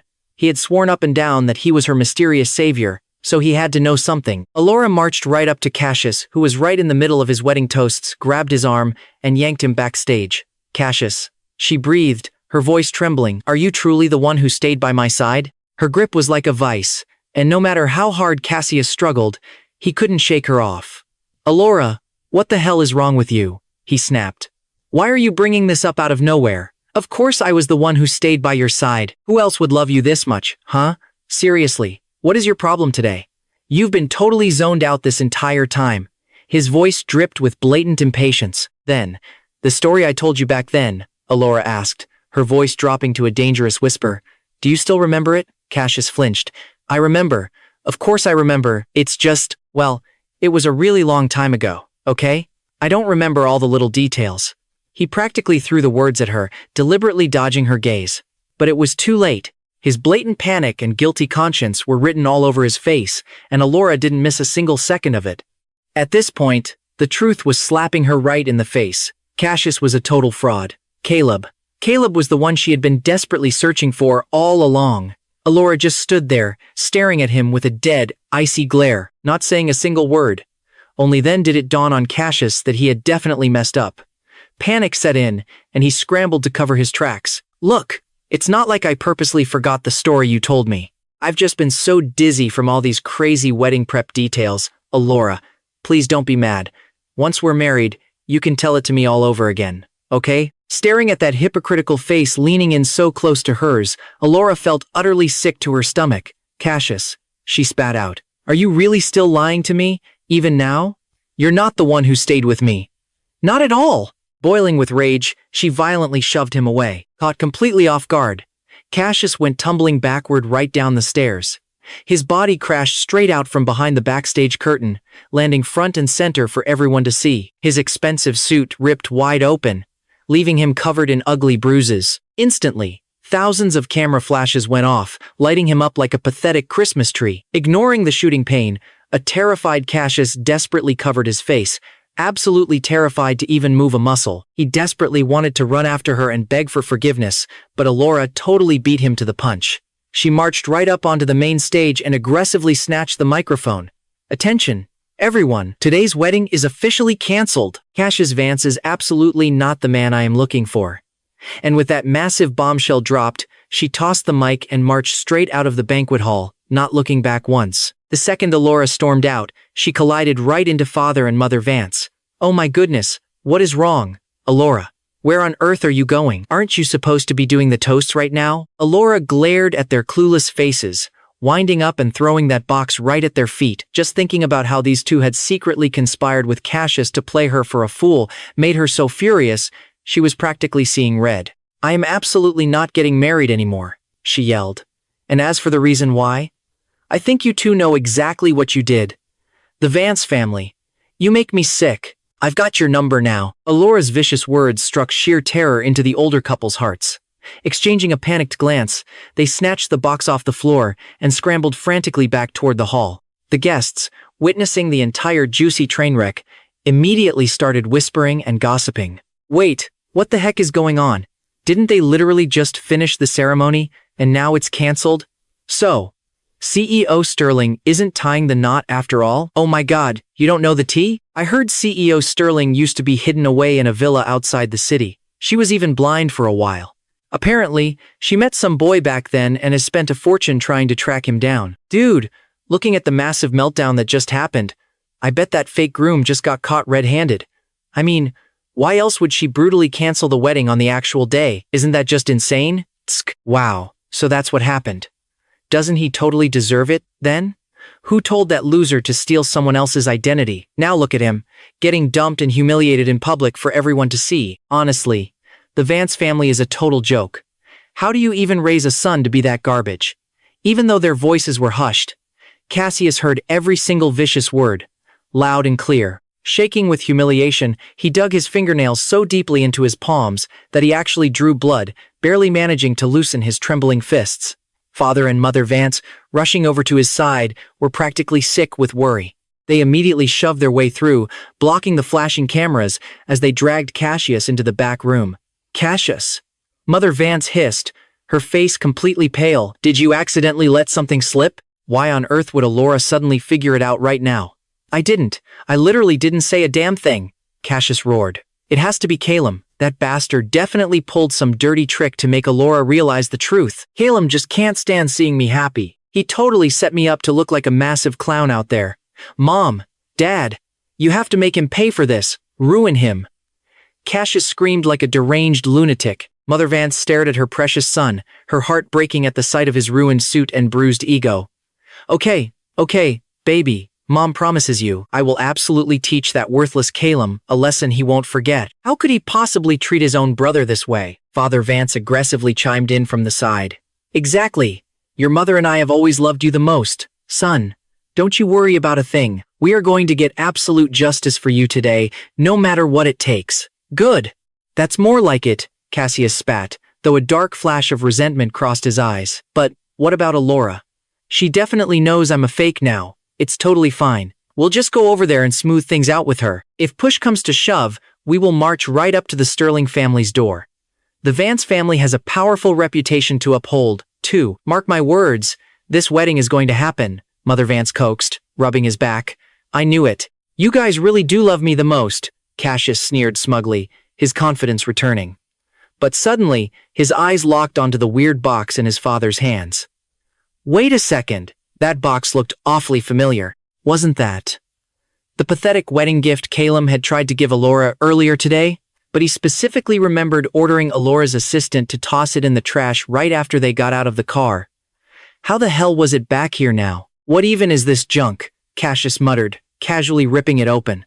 Inside, he pulled out a crisp, legal document. Printed right across the top in massive, bold letters were the words, Severance of Parent-Child Relationship Agreement. Meanwhile, miles away from the wedding drama, Caelum casually strolled over to his window. Pushing it open, he took a deep breath of the absolutely perfect weather outside. His heavy mood instantly lifted, feeling like a massive weight was finally gone. Realizing he still had a good chunk of free time before his big job interview, he decided to head downstairs for a nice, relaxing stroll. As he was walking past the thick bushes near the apartment complex, a tiny, pathetic sound caught his ear. Meow. He quickly turned his head, scanning the area, but couldn't spot a kitten anywhere. Caelum figured he was just hearing things and lifted his foot to leave, but then meow. There it was again, Crouching down, he carefully pushed the thorny branches aside. And there, shoved deep inside a rusty, discarded pipe, was a tiny, shivering orange kitten. It was literally as skinny as a twig, covered head to toe in nasty little scrapes. But strangely, when it saw Caelum approach, it didn't hiss. Instead, it desperately tried to drag itself toward him on all four trembling paws. Caelum's chest squeezed with pure heartbreak. Right then and there, he swore he was getting this little guy out alive. But as he reached in, the kitten flinched, clearly terrified by the sheer size of the tall man looming over it. He desperately wanted to ask for help, but he was completely new here. The only person he even remotely knew was that gorgeous woman who had bailed him out with the bill earlier. After a moment of hesitation, Caelum bit the bullet and sprinted up to knock on her door. When she answered, her hair was a mess. She clearly just woke up from a deep sleep. Recognizing him instantly, she flushed red and hurriedly adjusted her messy top. "Oh, do you need me for something?" she asked, blinking in surprise. Caelum didn't waste a second, rapidly rattling off the whole sad story about the trapped kitten downstairs. "Oh my gosh. Okay, just give me 1 second," she gasped, diving back inside to throw on some proper clothes. A minute later, the two of them were racing downstairs. Once Caelum pointed out the hidden pipe, they worked perfectly together, carefully moving the heavy rocks out of the way. Very gently, they reached in and coaxed the poor thing out into the open. It was almost like the kitten had some kind of telepathy with her. It kept meowing its little heart out, but didn't scratch or struggle even once. Instead, it just melted right into the woman's warm embrace. But then, Caelum noticed the back leg was totally mangled. "Damn it, we need to get to a vet, right now," he urged. "Okay, I know a pet hospital right down the street." They practically sprinted, and within a few short minutes, they burst through the clinic doors. A vet tech rushed over, took one look at the situation, and immediately whisked them into a room for a full workup. The woman gently laid the shivering kitten on the cold metal table, and the two stepped out into the hallway to nervously wait. Thankfully, it wasn't long before the nurse reappeared with the kitty. "The leg isn't broken," she smiled, "just some nasty scrapes that need serious rest. However, the poor thing is severely malnourished. We'll need to keep it hospitalized for observation for the next few days," the nurse added. Watching the now calm kitten purring in the woman's arms, the massive knot of stress in Caelum's chest finally dissolved. He let out a huge breath. "Seriously, thank you so much for today. If you hadn't been there, I would have had absolutely no clue who to ask for help." "Wow, I just realized. I haven't even asked your name yet," Caelum chuckled, his voice thick with genuine gratitude. "Oh, it's nothing at all. Honestly, I'm just so happy we could save the little guy," she beamed, her eyes sparkling. "I'm Lyra, by the way. Lyra Rainier. And you are?" Caelum Vance." Hearing that, Lyra softly repeated the name under her breath, a tiny smile playing on her lips before she nodded. After making sure their new furry friend was perfectly settled in, the two headed back to their apartment building side by side. Maybe it was the adrenaline of their shared rescue mission, but the walk back was completely effortless. The awkwardness was totally gone as they chatted the entire way home. Caelum quickly discovered that Lyra was actually a high-powered legal consultant for a massive firm in the city. And what were the odds? Ever since he was a little kid, Caelum had always been deeply fascinated by the legal world. Talk about a perfect coincidence. The two of them dove deep into talking about their major. The more they chatted, the more they clicked, feeling like old friends who had known each other for years. Caleb's impression of her totally flipped. Lyra wasn't the cold, aloof ice queen she seemed to be on the surface. "Hold on, wait for me here for a sec." Lyra was a little confused, but she instinctively agreed. It wasn't until Caelum came sprinting back with 2 massive ice cream cones that she finally understood. "You actually remembered." "Of course I did," Caelum smiled, handing her the cone. Lyra didn't want to ruin the perfect vibe and happily took it. The glaring summer sunlight filtered through the trees, casting a warm glow over them. Looking at Caelum standing right in front of her, she couldn't help but feel her cheeks burning up. Catching herself blushing, Lyra quickly made up a random excuse to head home. Caelum, totally oblivious, didn't notice a thing. After agreeing to visit the vet together next time, he headed back to his apartment. For the next few days, Caelum and Lyra met up constantly to check on the kitten at the animal hospital. Under the nurse's careful watch, the little furball's condition improved drastically. Caelum desperately wanted to take it home, but his strict landlord had made it crystal clear. No pets allowed. It was a hard rule he couldn't break. "Hey, why don't you leave the kitten at my place? My apartment is way bigger anyway. Plus, I have plenty of experience raising cats back home, Lyra offered, pulling up her phone gallery to prove it. Her wallpaper was a picture of a gorgeous little tabby with massive, incredibly cute round eyes. All right, deal. But I'm buying the cat food and all the supplies. You already covered the vet bill, so you have to let me handle this part, Caleb insisted, looking softly at the tiny kitten in his arms. Deal. But there's no way you can carry all that stuff by yourself. I'm coming with you, Lyra suggested. Caleb didn't expect her to be so thoughtful and instantly agreed. The two of them went on an absolute shopping spree, loading up on premium supplies and endless cat toys. Caleb struggled with a bit of decision paralysis, but Lyra didn't show a single ounce of impatience. Instead, she patiently guided him through every choice. Caleb's heart swelled with warmth. No one had ever been this patient with him before. A sudden, bitter memory hit him. Elara used to be exactly like this. But in the end, she couldn't even spare 5 minutes to listen to a simple cassette tape he made. Hey, what's wrong? Noticing his sudden shift in mood, Lyra quickly asked. Oh, nothing. I was just thinking. We still haven't named the little guy yet. Do you want to pick one? You're officially its owner now, after all. Caleb pondered for a second. How about we call him Nacho? We found him in the dead of summer, and he's bright orange. What do you think? Caleb looked at Lyra, his eyes practically sparkling with expectation. I love it. It's super cute. From now on, your name is Nacho. Since it was getting pretty late after leaving the vet, Lyra ordered an Uber. While they waited, she thoughtfully called the driver to make sure bringing a cat was okay. The driver cheerfully agreed, but when the car pulled up, the woman shot Caleb a very meaningful smirk and muttered something to Lyra in rapid Russian. Caleb didn't catch a single word, so he leaned in close to Lyra and whispered, "Why is she looking at me like that? What did she just say?" "She said your kitten is absolutely adorable, and she wants to steal it," Lyra teased. "Wait, seriously? Why?" Panicking slightly, Caleb immediately shielded the tiny kitten against his chest. His fiercely protective reaction made Lyra burst out laughing. "Relax, I'm just messing with you."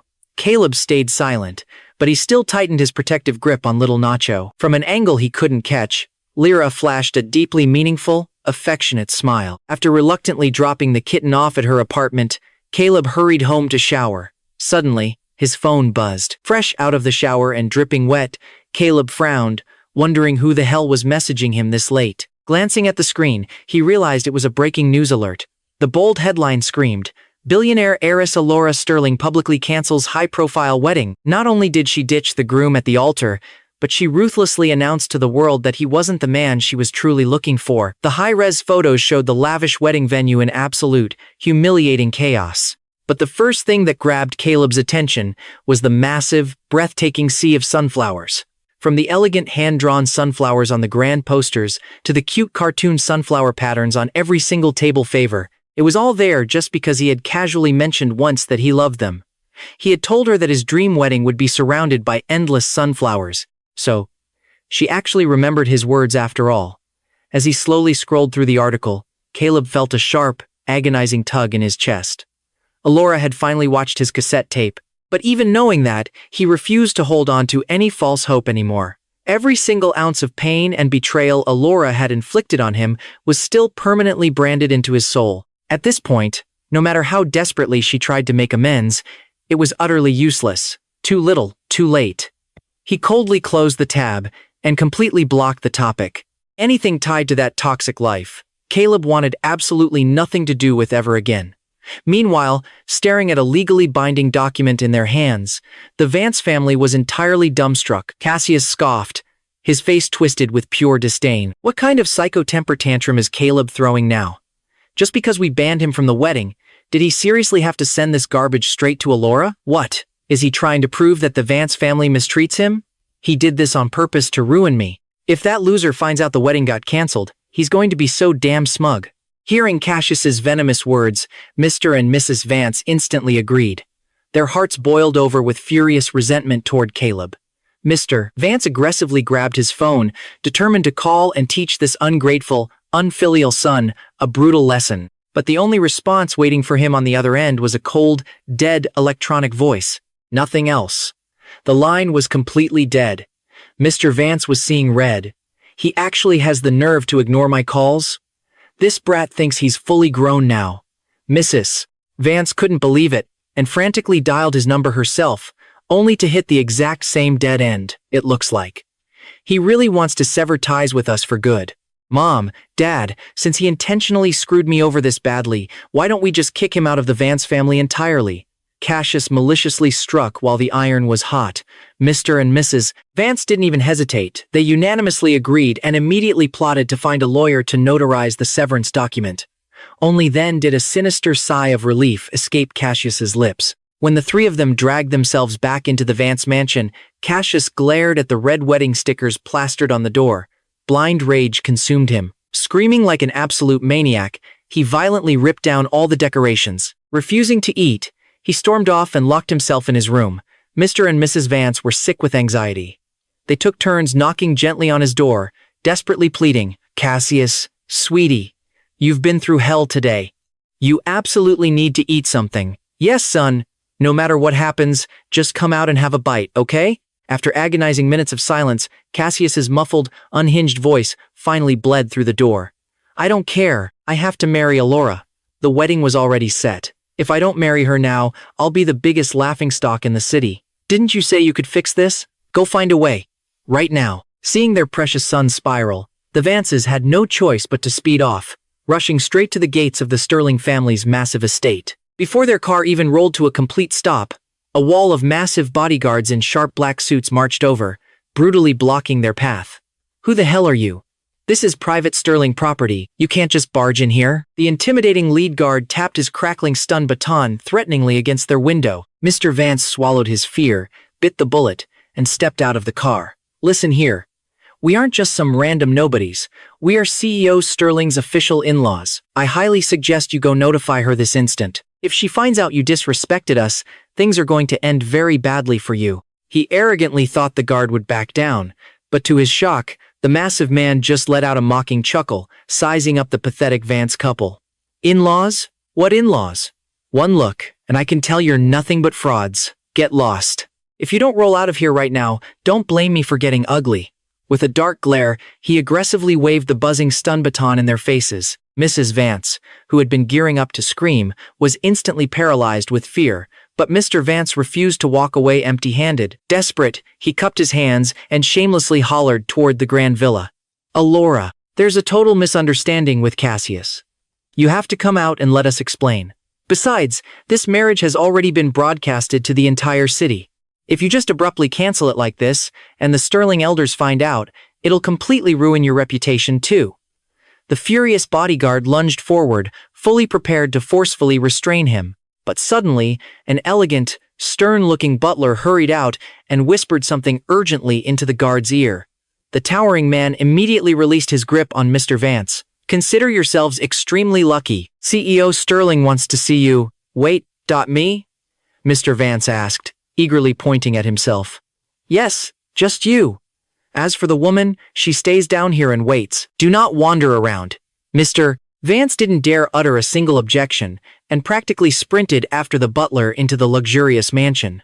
Upstairs, Elara stood silently in front of a massive floor-to-ceiling window, her fingers tightly gripping a newly signed contract. Ever since the devastating realization hit her that Caleb was the boy she had been searching for all along, she immediately dispatched her best men for a massive, citywide manhunt, but there was absolutely zero trace of him. Every single one of his social accounts and phone numbers showed up as permanently deactivated. Standing there in the silence, her chest felt like it was caving in, suffocated by an overwhelming, crushing wave of guilt and agonizing anxiety. A crushing wave of guilt hit her.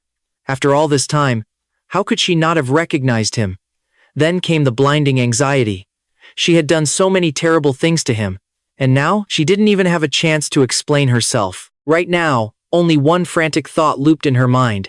She had to find Caelum Vance, fast. Hearing her assistant knock on the door, she quickly shoved the contract out of sight. "I heard you were planning to tell the Sterling family about this. Is that true? Are you actually trying to threaten me right now?" Elara's voice was absolute ice. Father Vance, who had just walked through the door, violently shuddered. It felt like the temperature in the room had just dropped below freezing. No. I didn't mean it like that at all. I didn't want to see your beautiful marriage fall apart, that's all." Staring down Elara, The old man instantly dropped his arrogant act. His voice was practically dripping with pathetic flattery. A beautiful marriage? What exactly does the Vance family take me for? Do you seriously think I'm some kind of idiot? Elara let out a dark, mocking laugh. The murderous glare in her eyes made Father Vance too terrified to even look up. But, remembering his precious son starving himself at home, he forced himself to speak. Cassius's mother and I couldn't be happier with you. How could we ever treat you like an idiot? Just look at how great you and Cassius get along.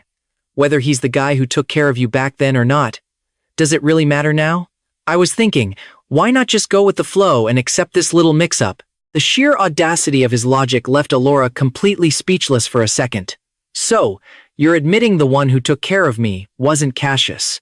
It was Caelum, wasn't it? If you don't spill the truth right this second, I swear I'll throw you out of this damn building, Elara demanded, her tone venomous. Father Vance was already shaking, and that threat scared the absolute life out of him. Glancing at the sheer drop out the window, his legs gave out, and he collapsed onto the floor. Yes, it was Caelum, not Cassius. We didn't know at first either. Cassius was the one who told us you were looking for someone, and since he looked so remarkably similar to Caelum. So, we helped Cassius steal his identity. And that watch, that belonged to Caelum, too. Elara slowly lowered her gaze. If you people value me so highly, and you have 2 sons, it shouldn't matter which one I marry. So why lie to my face? Because Cassius is the son we finally had after years of heartbreak. Caelum was only born to be a donor to save him. Of course, it's not the same. When talking about his 2 boys, the old man spoke with disgusting, absolute self-righteousness. In his twisted mind, Cassius was his one and only true child. As for Caelum, he didn't give a damn if he lived or died. As long as it was something Cassius wanted, it was his duty as a father to hand it over on a silver platter. Hearing this sickening, blatant favoritism, Elara finally realized why Caelum had willingly cut ties with this toxic family. In a heartbeat, her chest ached even worse for the man she truly loved. Then where is he right now? Are you hiding him from me? Elara pressed, her voice trembling with panic and urgency. He went abroad, the old man stammered. Do you have an exact address? Father Vance just shook his head. Staring at this unapologetic scum, Elara felt zero pity. She snapped her fingers, ordering her bodyguards to drag him away. They tossed both him and his wife into the pitch-black basement without a second thought. Wait, Father Vance screamed in absolute disbelief. I told you everything. How can you do this to us, Elara Sterling? Aren't you afraid of karma? His desperate cries were quickly swallowed by the heavy basement doors. Now, the only sound left in the office was the slow, steady ticking of the grandfather clock. Tick, tock. Elara paced over to the window. Her hands shook violently as she tried to light a cigarette, but the lighter just kept sparking, completely useless. With a furious scream, she hurled the heavy glass ashtray straight at the ground. It shattered on impact, sending jagged shards flying everywhere. One sliced deep into her arm, and bright red blood instantly trickled down her skin. It stung like crazy, but she was so utterly numb inside she barely felt it. Caelum, where are you? She whispered into the empty room. I know the truth now. Please, just come back. Let me see you one more time. Okay? Boss, here are the background files you asked for. Her assistant's voice broke the silence as she slid a thick manila folder onto the mahogany desk. Elara ripped it open. Inside was a stack of yellowed hospital billing records from years ago. The papers laid it all out. At age 3, Cassius contracted a deadly illness and desperately needed umbilical cord blood to survive. The horrible truth was undeniably clear. Caelum was only brought into this world to be spare parts for his brother. Elara's grip on the papers turned white-knuckle tight. She had always wondered why those monsters favored one son over the other, but she never imagined it was this sick. Tucked at the bottom of the folder was a heavily cracked smartphone. Elara recognized it instantly. It was Caelum's old phone. Her assistant explained they had traced the SIM card's final ping through the call logs, then had the tech team work overtime to salvage the hard drive's data before handing it over. Staring down at the glowing 4-digit passcode screen, Elara held her breath, her thumb hovering over the glass. Slowly, she typed in 0616. A soft chime rang out, and the phone unlocked. Tears instantly welled up, stinging her eyes. June 16th was her birthday. Scrolling through the apps, she saw most of his accounts were already wiped clean. All that remained were a handful of messages and a gallery of photos he never had the heart to delete. Swiping through the camera roll, she saw random snaps of roadside wildflowers and pretty clouds. But the vast majority of the pictures? They were all of her. From their awkward high school days to the terrifying months when she had unexpectedly lost her sight, Caelum had secretly and carefully hoarded every single memory. He even kept their faded class group photos. A suffocating wave of heartbreak and regret crashed into her. In all those quiet, unseen moments, while the whole world looked away, he had been totally and hopelessly in love with her. Even when her own family threw her out like trash, he was the only one who stayed by her side. How could she ever forget those freezing nights they spent keeping each other warm? How could she forget the pure, raw devotion he gave her? Caelum's love was so silent, so completely selfless. It was like a perfectly still lake, rarely making a splash, but running incredibly deep and crystal clear. Wiping her eyes, she clicked on his text messages, only to freeze in pure shock. The contact with the most history was Cassius. That twisted bastard had been torturing his brother, sending Caelum pictures of Elara trying on wedding dresses and disgustingly intimate selfies of their daily life. As Elara scrolled through the twisted gallery, her stomach tied in sick knots. Attached to the pictures were utterly vile messages. "Hey loser, I heard you went creeping around Elara again today. Do you have zero shame? She's your sister-in-law now. What exactly is your problem, trying to hit on my woman? Are you really this dense? The only guy standing beside Elara is me, and it will always be me. Mom and Dad already backed me up, so give up your pathetic little fantasy. Let's be real, your entire existence is just a backup part for me. If I hadn't gotten sick, you wouldn't even be breathing right now. So wake up and face reality. Anything I want, you hand over, no questions asked. And Elara is no exception. That is, unless you want to be completely disowned by the Vance family." Reading those texts, Elara's blood practically boiled over. Her fury hit an absolute, explosive peak. This whole stolen identity game was 10 times filthier than she had ever imagined. The only reason things turned into this tragic nightmare was Cassius's sickening greed and his parents' blind, toxic spoiling. They were the ones who kept ripping her and Caelum apart. But now that she saw the full picture, getting her payback was going to be painfully simple. The greedy parents had already hand-delivered themselves right into her trap. And as for the main villain, Cassius, she wasn't going to let him off so easily. Elara coldly ordered her team to drag him to the office. Right this second. Back at the estate, Cassius, who had been hiding in his bedroom, practically jumped for joy when he heard she sent a car. The idiot actually thought his parents' sweet-talking had worked. Smirking, he tossed on a designer suit, styled his hair perfectly, and strutted out the door like he owned the place. "Hey, drive smooth, all right? I don't want the wind ruining my hair," he snapped at the driver, checking his reflection. He was always this much of a narcissist, only bothering to act like a decent human being when Elara was watching. The assistant didn't even waste her breath arguing. She just stared at him through the rearview mirror. It was the icy look you give a dead man walking. She knew exactly what kind of ruthless predator her boss truly was. And Cassius? He was about to walk straight into a meat grinder. When the luxury car finally rolled up to the Sterling estate, Cassius sat there, annoyed that no one was opening his door today. Huffing, he pushed it open himself. The second his foot hit the pavement, brutal hands grabbed his collar and violently yanked him out. A rough, pitch-black cloth was instantly strapped over his eyes. Cold, sheer panic slammed into his chest. "What the hell? Who are you people?" Cassius shrieked instinctively. "Let me go. I am Elara Sterling's husband. Do you have any idea who you're touching?" The massive guard tying his hands just scoffed, kicking him hard in the shin. "Shut your mouth," the guard spat. "If you want to keep breathing, you'll behave." Terrified, Cassius instantly snapped his mouth shut, shivering like a coward. He had no idea how much time passed in the dark. He just felt himself being dragged into a damp, freezing room where the air was suffocatingly thin. Footsteps echoed. Elara walked right up to him and viciously ripped the blindfold off his face. Blinking against the harsh light, Cassius recoiled in horror. "What's wrong?" she whispered, a lethal smile on her lips. "Why do you look so scared? Unless you've got something to feel guilty about?" Elara gripped Cassius by the chin, her eyes piercing right through him. He immediately looked guilty. "Elara, why you? Why did you tie me up?" he stammered. "Why am I treating you like this? Don't you already know deep down?" Elara whispered, her fingers digging in harder. A jolt of blinding pain shot through Cassius's jaw. He couldn't even speak, letting out pathetic, muffled whimpers until she finally loosened her grip. Cassius, are you really still playing dumb? Have you conveniently forgotten everything you did? Where is Caleb? Do you know or not? At the mention of Caleb's name, Cassius completely lost his nerve. Coughing wildly, he looked up at her in a panic. My parents set up Caleb's schedule. How was I supposed to know? He cried. Elora's expression was deadly calm. You don't know?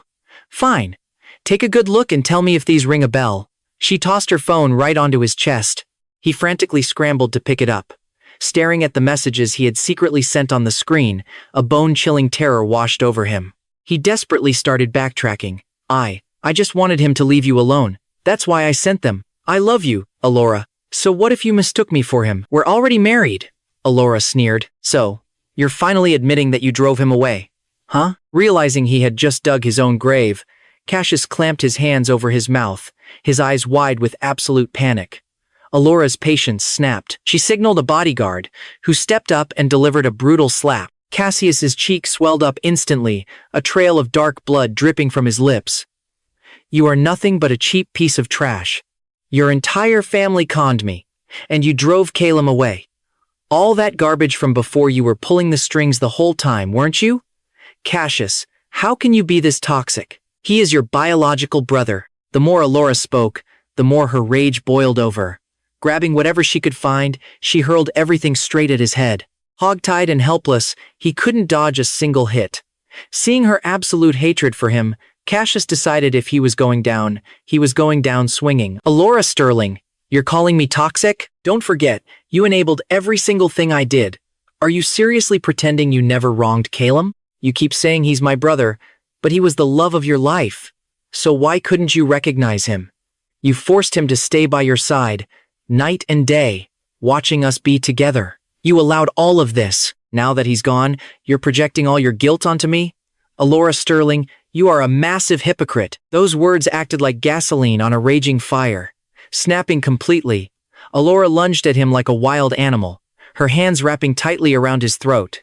How dare you speak to me like that? I'll kill you. As the air was crushed from his lungs, Cassius's survival instincts kicked in, wildly thrashing around.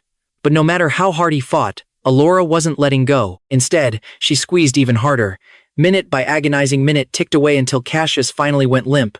His face turned a ghostly pale, lying completely motionless on the floor like a corpse. Breathing heavily, Elora nudged his body with her foot. Sensing he was still breathing, she finally stepped back. Grabbing a silk scarf, she wiped the grime off her hands and coldly instructed her guards to keep a close eye on him. Make sure he doesn't die. That would be too easy. Even after locking up the 3 Vance family members, Elora's thirst for revenge wasn't quenched. Besides, Caelum had no ties to that rotten family anymore. Now, she had a free pass to destroy the Vances completely. While they were locked up, she ordered her team to aggressively buy out their company's shares and aggressively choke off their supply chains. By tanking their market value, she orchestrated a massive industry-wide boycott against their business. In the blink of an eye, the Vance empire was blacklisted by everyone. But she wasn't done yet. She intentionally leaked the news down to the basement. Father Vance completely broke down, collapsing on the spot. Mother Vance paced frantically, losing her mind. That company was their entire life's work, built on their blood, sweat, and tears. The only one who didn't care about the business was Cassius. The second he saw Elora, he threw himself at her feet, sobbing for mercy. Elora, please let me out. I know I messed up. Please don't leave me in this hellhole. I'm terrified. There are rats and bugs everywhere. They're biting my feet. Just let me go, please. Let you go? Sure, Elora smirked, her voice dripping with cruel amusement. But between you and your parents, only one gets to walk out of here. You choose. Without missing a beat, Cassius yelled, Me, let me out. They're old. I still have my whole life ahead of me.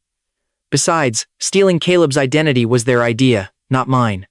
I had nothing to do with it. Elora, look into it yourself. That watch? It was Caleb's, but they forced me to claim it. I swear, I'm innocent. Hearing him throw his own parents under the bus so effortlessly didn't surprise Elora at all. She knew exactly how pathetic he was. Oh, I believe you, she smiled sweetly. But take a look over there. Who's that? Cassius slowly turned his head. Standing right in the shadows were his mother and father. They had heard every single word. Cassius, we gave up everything for you. How could you stab us in the back like this? His father choked out, completely heartbroken. He had just woken up from fainting, only to be crushed by a suffocating pain in his chest. His mother stared at him, tears of absolute devastation streaming down her face. Never in her wildest dreams did she think her precious son would sell them out to save his own skin. No. Mom, Dad, wait, it's a trap. Elara is just trying to tear us apart. I didn't mean it, Cassius screamed, sweating bullets. But Elara wasn't having it. She waved her hand, and the guards dragged a kicking and screaming Cassius away. Well, how about that? Your perfect little boy. I hope you're finally seeing things clearly, Elara mocked, leaning back in her chair. Watching their faces twist in agony gave her a twisted sense of satisfaction. Once out of the basement, Elara told her men to cut the older Vances loose on one condition. They had to publicly disown Cassius. Still reeling from their son's betrayal, they agreed in a heartbeat. Elara grinned. Things were playing out perfectly. Over the last few days, she had executed her master plan flawlessly. The Vance family was totally bankrupt anyway. Kicking them out was just tossing them onto the streets to rot. Boss, what do we do with Cassius? Her assistant asked quietly. Elara's eyes darkened. Him? He's going to feel every single ounce of pain Caleb went through. She meticulously recreated Caleb's nightmares, an identical hit-and-run, intense allergens, a shattered champagne tower, near-drowning sessions, and brutal beatings. Half-starved, Cassius was force-fed a mountain of mangoes, triggering a horrific allergic reaction that covered his body in angry, swollen hives. Then, a speeding car smashed into him, shattering his leg into pieces. Next, they repeatedly held him underwater, leaving him to freeze in an ice bath for 2 solid hours. To top it off, he was shoved off a second-floor balcony, crashing straight into a massive champagne tower. Thousands of glass shards shredded his skin on impact. After that, the daily beatings began morning, noon, and night. Broken by the endless torture, Cassius went from sobbing for his life to a hollow, lifeless shell, but Elara felt zero pity. It wasn't until a doctor officially diagnosed him with a permanent mental breakdown that she finally dumped him in a high-security psychiatric ward. She paid off the staff with one strict rule: keep him breathing, but make his life a living hell. The asylum director took the hint, promising to take extra special care of him. With the trash taken out, Elara spent her days hunting for Caleb, waiting out her nights in the rundown apartment they once shared. Back then, she was an outcast from the Sterling family, so the place was a dump. The roof leaked when it rained, and the walls were always damp. But she loved being there because it still smelled like Caleb. It was the only thing that could calm her racing heart and bring her some peace. Running her fingers over the old furniture, she felt a bittersweet ache. It felt like home because Caleb's warmth still lingered there, yet it felt surreal because, back then, she had been completely blind. Her only connection to the world was through Caleb's gentle, patient hands. He was the only ray of light in her pitch-black reality. Elara's feelings for him went so much deeper than just romance. She loved him for his pure soul. Terrified she would get hurt, he patiently taught her how to navigate the room step by step. He memorized all her little habits, perfectly arranging everything so it was always within her reach. Even though she couldn't see his love back then, she felt it in every single breath he took. Those crushing memories washed over Elara's mind like a cold tide. Her tears fell without a sound. Suddenly, her secretary called with breaking news. They finally had a lead on Caleb. He was down in Australia, prepping for an interview at a top design firm. Hearing his name made Elara's nerves snap completely taut all over again. During the long days she couldn't track Caleb down, she was an absolute, panicked wreck. But now that she finally had his location, a heavy dread sat in her chest. She was utterly terrified he would never forgive her. After all, she had been entirely blind to who he really was and had done so many unforgivable things to him. Anyone in his shoes would be disgusted. Book me the fastest flight out of here, right now. I'm going to find him, immediately. But, ma'am, your current health really isn't suited for a long-haul flight, the secretary stammered, clearly worried. Elara completely ignored the warning. She shot to her feet, quickly smoothed out her clothes, and prepped to leave that very second. Not daring to argue, the secretary quietly hurried off to get the car ready. They sped straight to the airport. As her plane sliced through the sky, it left a sharp white contrail smeared across the endless blue, a perfect mirror for Lyra's own chaotic heart, where desperate anticipation collided with extreme, shaking nerves. Meanwhile, halfway across the world in Australia, a sudden drizzle ruined Caelum's dinner plans. He had just nailed his job interview and was totally hyped to take Lyra out to celebrate. Seeing him pout, Lyra instantly jumped in to cheer him up. Aren't you a master chef anyway, Mr. Vance? If we can't go out, let's just eat in. How about hot pot? Sound good? My friend actually just smuggled me some super authentic hot pot base from back home. We have to try it. Her sweet idea instantly melted the frown right off Caelum's face. No way! I was literally just complaining the other day about how hard it is to find the real stuff here. Lyra, you're an absolute lifesaver. Tell you what, I'll whip up my famous braised spare ribs just for you. Deal. I'm on dish duty. Then, without missing a beat, they sprang into action. Sharing a single umbrella, the two of them cozied up and walked down to the supermarket to grab their hot pot essentials. As they were stepping past a huge puddle, a loud Jeep suddenly blew right past them, its heavy tires kicking up a nasty wave of muddy water. Moving on pure instinct, Caelum grabbed Lyra by the waist and yanked her away from the street, pulling her straight into his chest. Whoa, careful. In that split second, there was barely an inch of space between them. The tips of their noses lightly brushed. Caelum could even catch the sweet, faint scent of her rose perfume. It was the very first time he had ever been close enough to truly look at her. He couldn't help but notice how incredibly long her eyelashes were. He just stared, completely and utterly mesmerized. Lyra's cheeks flared a deep, burning red. She was too shy to look him in the eyes, but she didn't push him away, either. Caelum? She finally murmured. Only then did it click for Caelum what he was doing. His heart was hammering so hard he thought it would crack his ribs, so he quickly swallowed his nerves and changed the subject. The supermarket is right up ahead. We better hustle before the rain really comes down. Lyra just nodded silently. She stayed close, blindly following his lead as she tilted the umbrella over him. Deep down, a warm little spark of joy lit up her chest, and she found herself secretly thanking God her own umbrella had broken right before they left. By the time they stepped out of the grocery store, the rain had completely cleared up. Caelum and Lyra strolled leisurely down the sidewalk, hauling a massive bag of food, just soaking in the relaxed vibe. But suddenly, right outside his apartment building, an all-too-familiar shadow caught his eye. The easy smile on Caelum's lips vanished in an instant.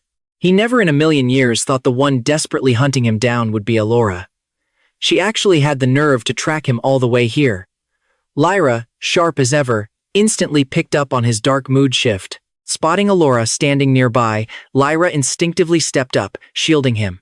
A moment ago, Elora's heart had been bursting with hopeful anticipation to finally see him, but the second she saw another woman standing practically glued to his side, Elora's expression turned vicious. As she stomped closer and got a good look at Lyra's face, absolute jealous fury took over. She marched right up to them. Sensing her aggressive energy, Caelum immediately stepped in front of Lyra. "Who the hell are you?" Elara snapped. "I think I should be the one asking you that," Lyra shot back. "Who are you?" Getting blocked off sent Elara into a rage, but seeing Caelum's cold glare right beside her, she swallowed the venom and forcefully choked down her temper. Lyra completely ignored the crazy woman's obvious baiting. Instead, she looked up softly at Caelum. "Caelum, do you know her?" He gave a curt nod.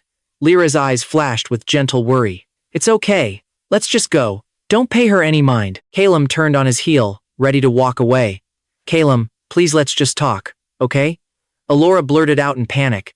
His footsteps hesitated for a split second. By now, Lyra had pretty much connected the dots on their messy history. Given this crazy woman's attitude, she'd probably just keep stalking them if they didn't shut her down now.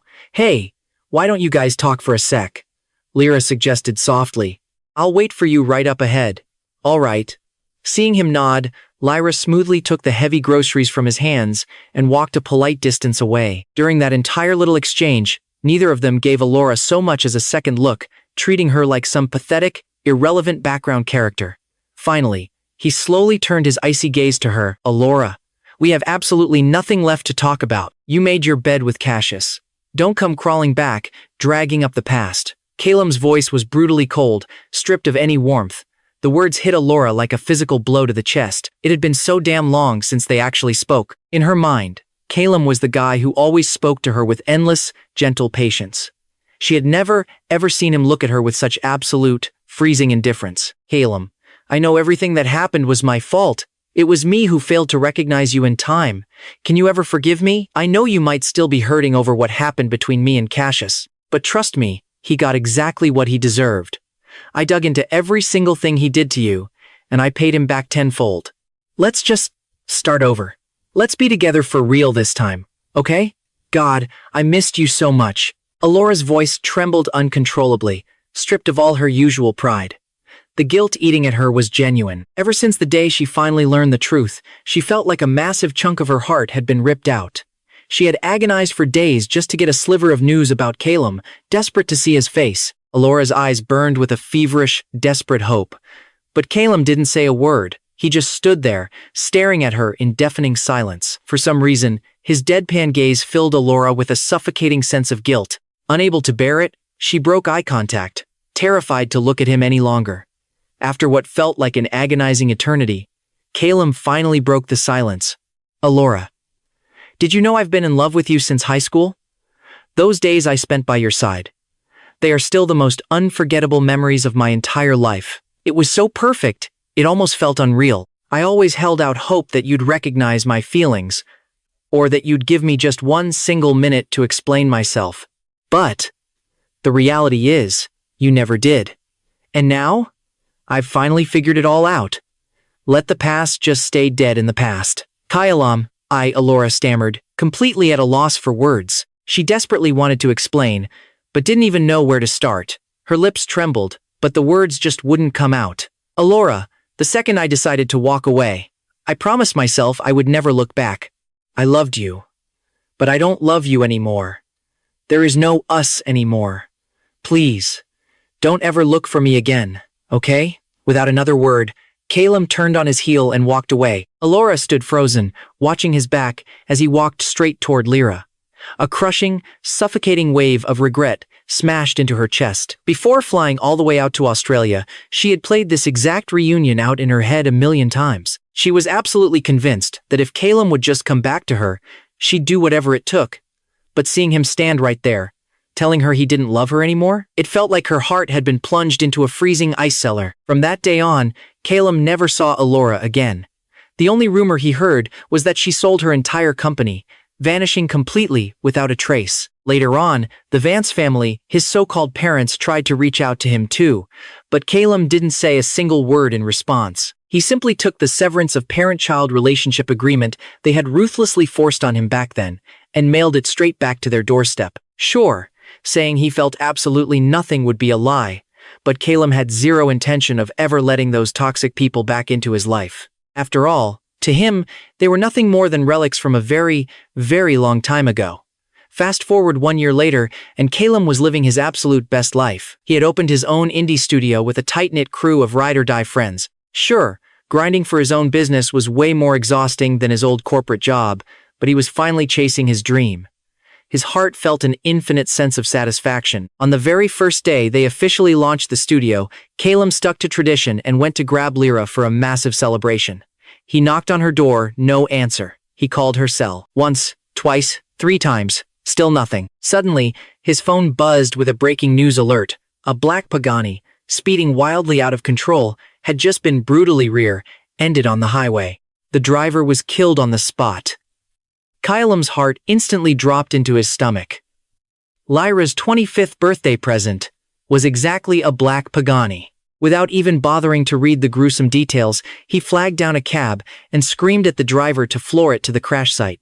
Absolute, raw panic gripped his throat. At every single agonizing red light, he prayed non-stop in his head. When he finally arrived, the cops had already taped off the gruesome scene. Caelum tried to shove his way through the barricade but got completely blocked. Frantic, he screamed that he knew the owner and needed to see her. The officer gave him a hard look and asked for his relationship to the victim. "I'm her boyfriend," Caelum blurted out. Looking totally baffled, the cop pulled out the registered owner's ID photo to confirm. Staring back at Caelum was a rugged guy well into his 40s, a known drug dealer. Turns out, the massive wreck was caused by the guy having a sudden, fatal heart attack at the wheel. Caelum's racing heart finally slammed back into his chest, and his legs completely gave out, dropping him straight to the asphalt. Meanwhile, Lyra, who had just gotten off a totally confusing call with the precinct, arrived on the scene. Seeing the mangled scrap of metal that used to be a black Pagani, it all finally clicked for her. Without skipping a beat, Lyra yanked Caelum up from the ground and crushed him in a fierce, protective hug. "Hey, don't be afraid. I'm right here to get you," she whispered. Blinking through a messy blur of tears, Caelum instantly snapped. Where the hell did you go? I was losing my mind trying to find you. I was busy setting up a massive surprise for you. I was actually planning to confess my feelings to you today. Lyra pouted. Caelum sniffled, fighting back a choked laugh. Was this super secret confession location? My office? Lyra's jaw dropped. Wait, how did you know? Because I literally have security cameras. Genius. Lyra aggressively smacked her own forehead. She had totally neglected that tiny detail. He had actually caught her sneaking around earlier, but kept his mouth shut to let her have her moment. Well, are you in or not? Lyra suddenly demanded, whipping a velvet ring box out of her pocket. Caelum's eyes went wide. Hold up, isn't this supposed to be a confession? Why the hell is there a ring? Same difference. I was gonna lock this down eventually anyway. Her stubborn, fiery tone made his tears fall all over again. Caelum's chest swelled with a crazy mix of overwhelming joy and deep relief. Damn. Guess I really need to think this over. Yeah. Take your time, tough guy.